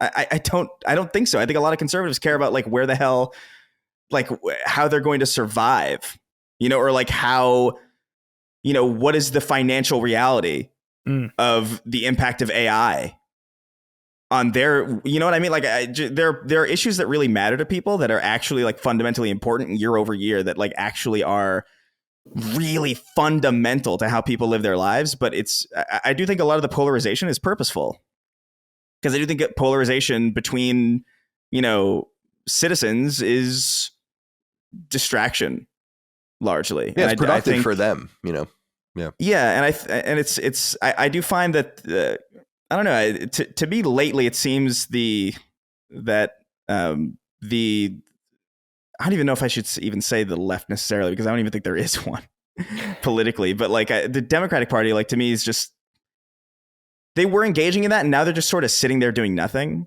And now the right wing is kind of engaging in a lot of this like kind of culture stuff that's only like surface level important to people. Tricking people into thinking they care when they kind of don't. It's a reactionary moment for sure. It's it's just, it feels very surface level. And I feel the same way about it today as I felt about all this, the manspreading nonsense back in like 2015. It just feels like really surface level bullshit meant to keep you fighting with your neighbor and not asking questions about like, why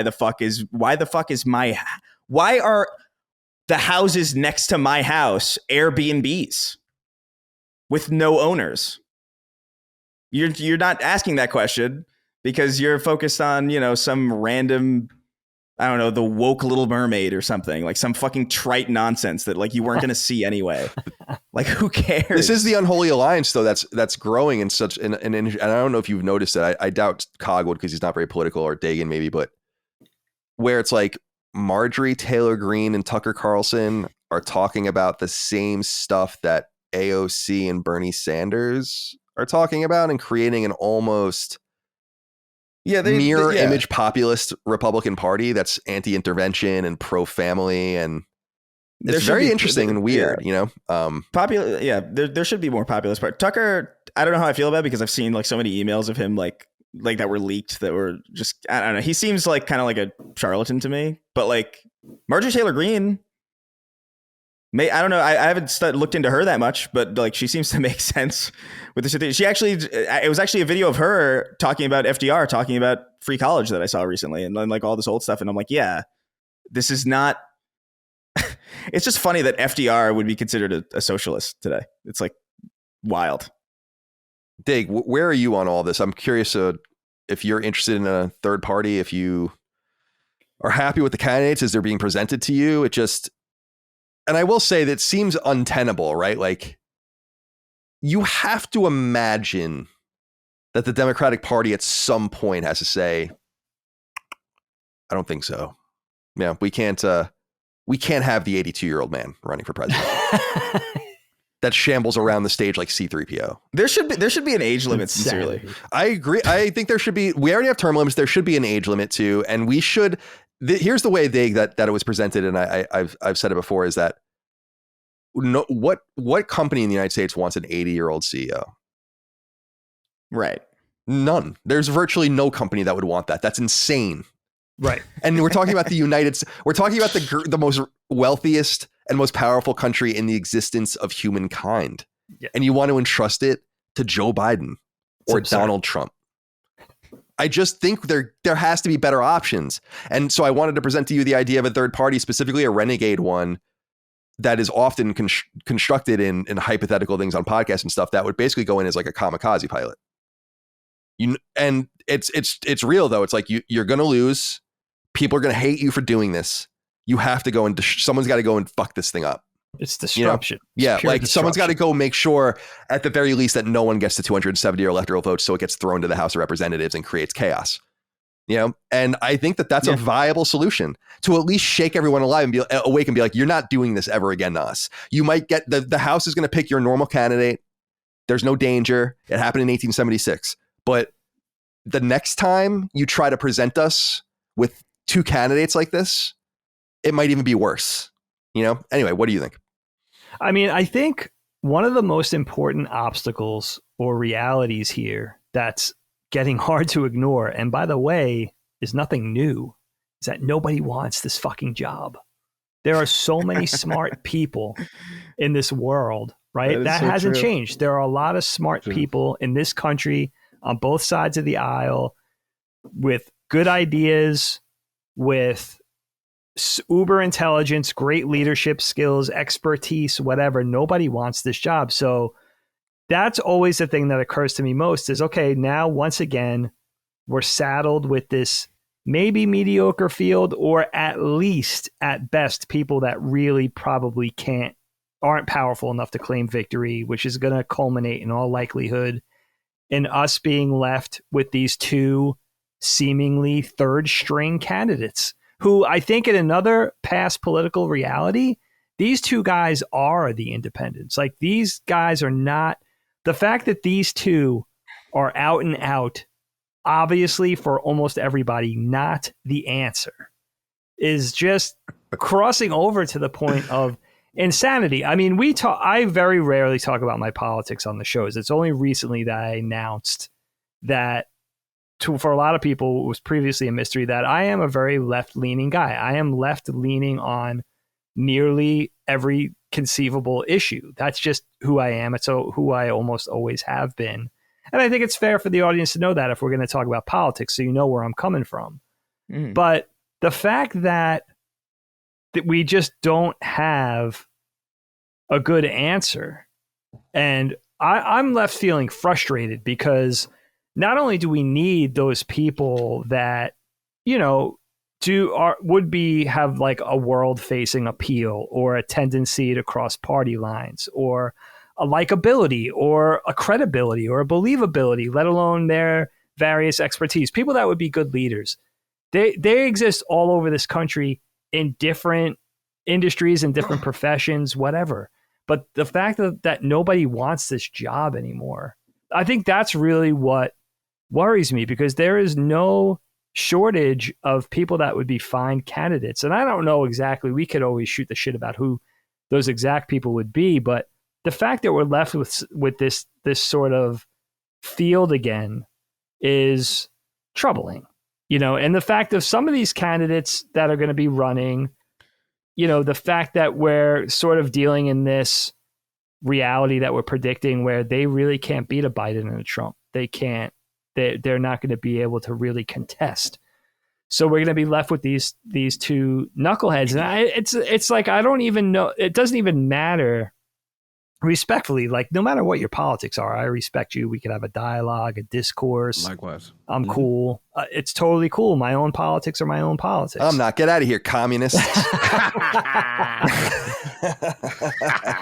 But where is that person that we could really feel, Republican or Democrat or anywhere in between, that we could really feel like that we could get behind and believe in and really pull for? I feel like that's not even a political reality anymore. That sort of expired years ago.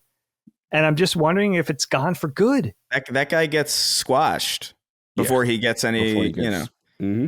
Yeah, dude, even Trump was talking about how, like, the DNC screwed Bernie over. Yeah. He had the most crossover appeal, I believe, of anybody. Well, like, I was going to say like, that's intentional on his part. He wants those voters, and he got a lot of them. No, I'm sure, but he's also not wrong. No, he's so not. like, so to me, it's just like, I don't know, man. I don't know what you do. It does feel just fucking silly. This whole damn I mean, thing. it really is true. Biden's just been completely ineffective, and Trump is just really a polarizing character. That's the thing, is that it can't be him. Like, I don't understand what people don't understand about that. Fair or unfair, right? Whether you like him or not, it can't be him. It's not going to work. We have to just move on. Even if you're a Trumpist, like a MAGA guy, right? It's like there are other people. If you were smart, you would go after Ron DeSantis would dog walk Joe Biden. Are you kidding me? Right. It wouldn't even be close. That's like the worst nightmare of the Democrats. That's why they want Trump so badly. That's why CNN gave him that town hall. They want to push him over the edge. And by the way, that's a reinforcing agent of what Chris was saying, where it doesn't matter, and it shows how unserious they are, even about the dangers to the country that he may or may not pose, depending on how you think of him. As like, he threw a coup d'etat. CNN special. Donald Trump talks to a town hall. It's like, well, you can't believe both of those things. No way. Yeah, it's insane. And so that to me is a problem. But Dagan, you would appreciate this stat too as you talk, is the recent, as like a Wall Street Journal NBC poll, 70% of people don't want Joe Biden to run again, including 51% of Democrats right now, and 60% of the American people don't want Donald Trump to run again. And the parties were like, this is what I'm talking about. Like, it's a perfect opportunity. Yes. It's about as perfect as a storm, probably since the Depression, I would say, for some sort of disruptive candidate to come in and really make some noise. So yeah, would you support one? Do you want one? I mean, what is your play here? I think you're right. I think now at this present time, there is the most likelihood of something, a true disruption happening. I don't know if I'm dubious just because I've been burnt before, but I could definitely see if there's going to be a shakeup, this seems like an opportune time for that to happen.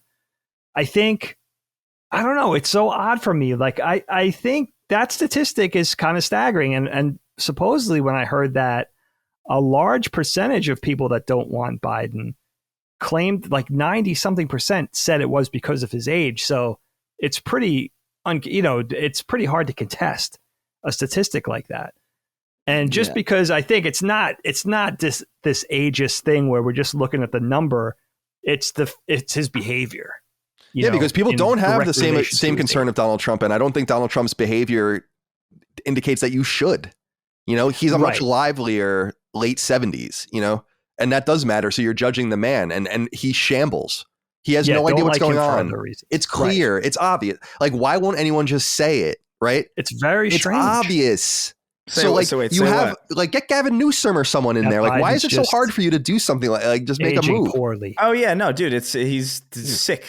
He's aging poorly. Dude, I mean, I don't even hate him. I just, you're not meant to be doing.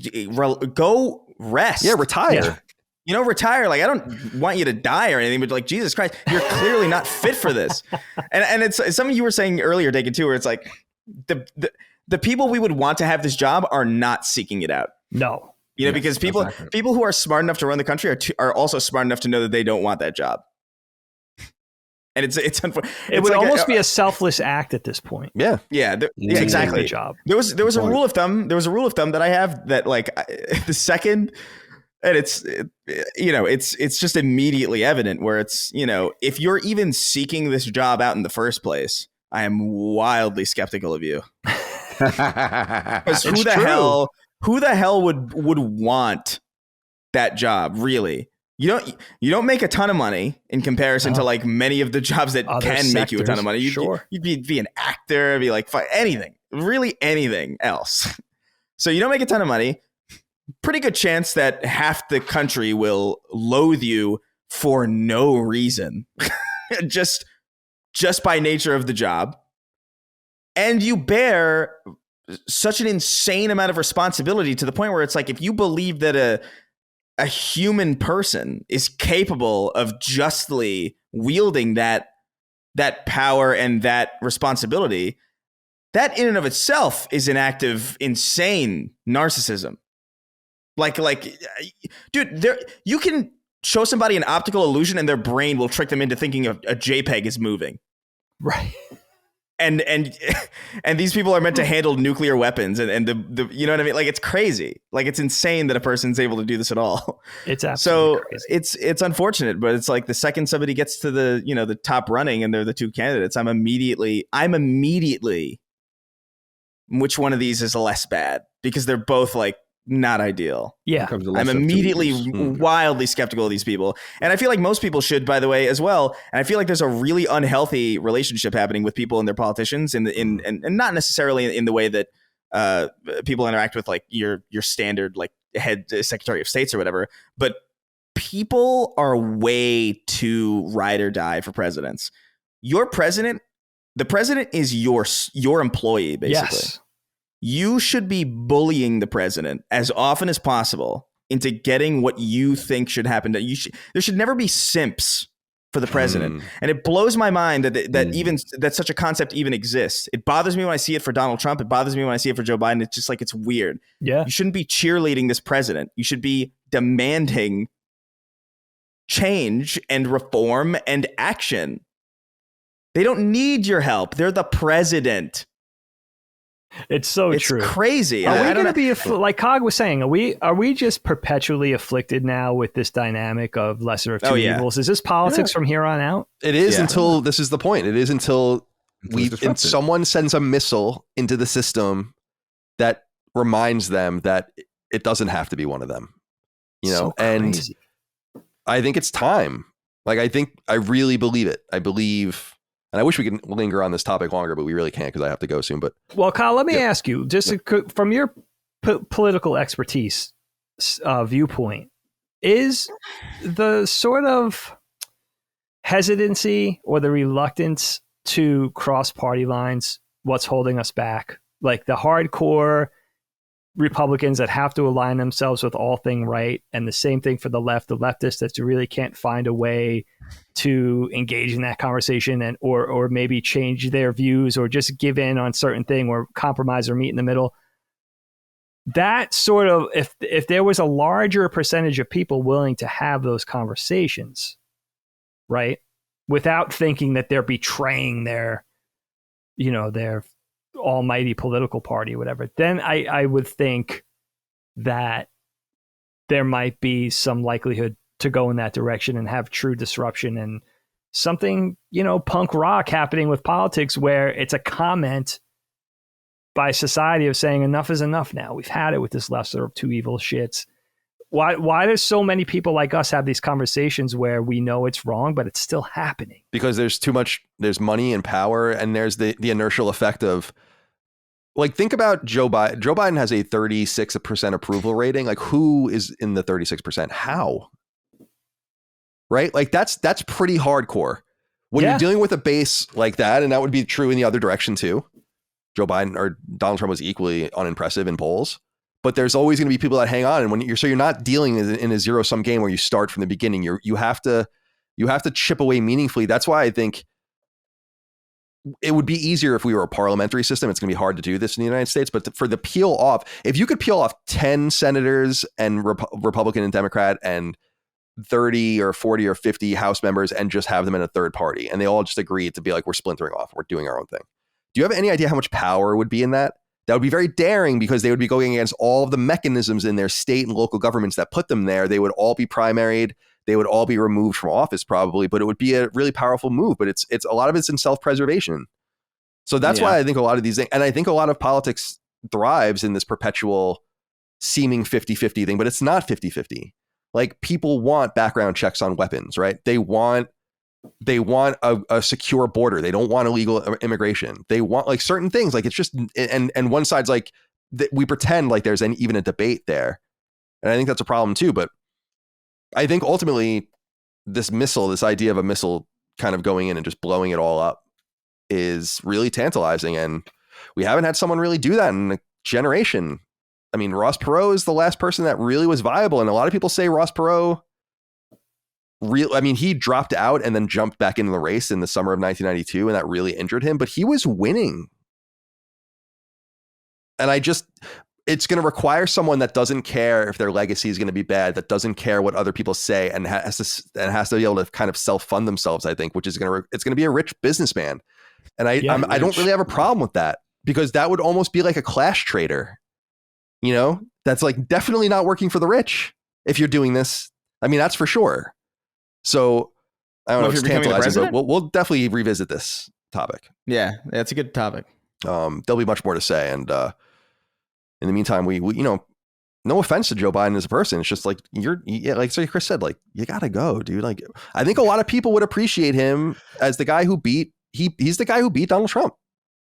It's like, I think if you just kind of went away and said like, that was like your role in history, I think it's like, you have a respectable place in history. You don't have to ruin it by being an ineffective president. Just go away. This is what everyone voted for. Could be vote again. I'm sorry. Go ahead, Chris.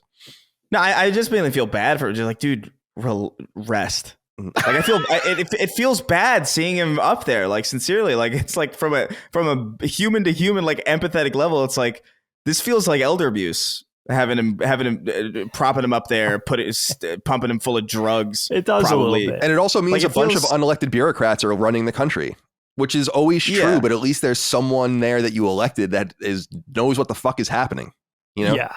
That's the thing I don't like. They're informed. Who the hell are these guys? It's like, Joe Biden's chief of staff is probably the most powerful person in the United States. It's like, that's crazy. Yeah. So anyway, guys, I hate to rush out of here. I do have to go though. So let's go around the horn. No, you're good.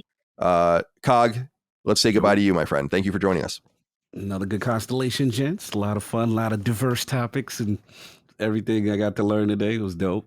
So always a pleasure, man. Good to get I don't think I did one with ray gun before. I think it's maybe one of my this might be the first time we've had this permutation of people. Yeah, this adaptation. I agree. But salute, man. Kind of always fun, Dagan. Always love. You already know. Good to get to link with you guys again. Yeah, thank you. Appreciate you, and we'll have you again soon, obviously. Chris, goodbye. Thank you for your time. Of course. Yeah, I'm going to go play Zelda. And by the way, quick recommendation. There's a SNL sketch, Burn Your Enthusiasm, where Larry David plays Bernie Sanders, and it's amazing. It's like one of the best things SNL's ever done. I've never seen that. I'll send it to you. It's good. Cool. And Dagan, goodbye to you, my friend. Thanks for Thank you. It was super fun. Thank you to all you guys. This was a good group. I like this. It was fun. Yes. Yeah, it was fun. Mm-hmm. I like these this round of topics too. And sorry to have the unusual time crunch here, but have to be responsible with that. Going to go play a little golf. Look pretty bad. Got to find the left-handed clubs. Nice. Do the best I can do. All right, my friends. Yeah. All right. Well, thank you all out there for your love, kindness, support on Patreon. Free feeds alike. Couldn't do it without you. We'll see you next time. Until then, goodbye.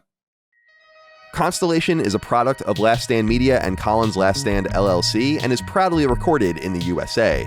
The show was conceived by and is directed and hosted by me, Colin Moriarty. My co-host is my brother, Dagan Moriarty. The show is produced by Last Stand's executive producer, Dustin Furman, and is edited by associate producer, Ben Smith. All Last Stand theme music is by Ramon Narvaez, and all of our graphics and logos are by Dagan Moriarty. As you know, all of Last Stand Media's podcasts, including Constellation, are fan-funded on Patreon at patreon.com/laststandmedia. The following names are at the producer level on Patreon, our highest support tier, and we're infinitely grateful for your thoughtful and kind contributions to our independent endeavor.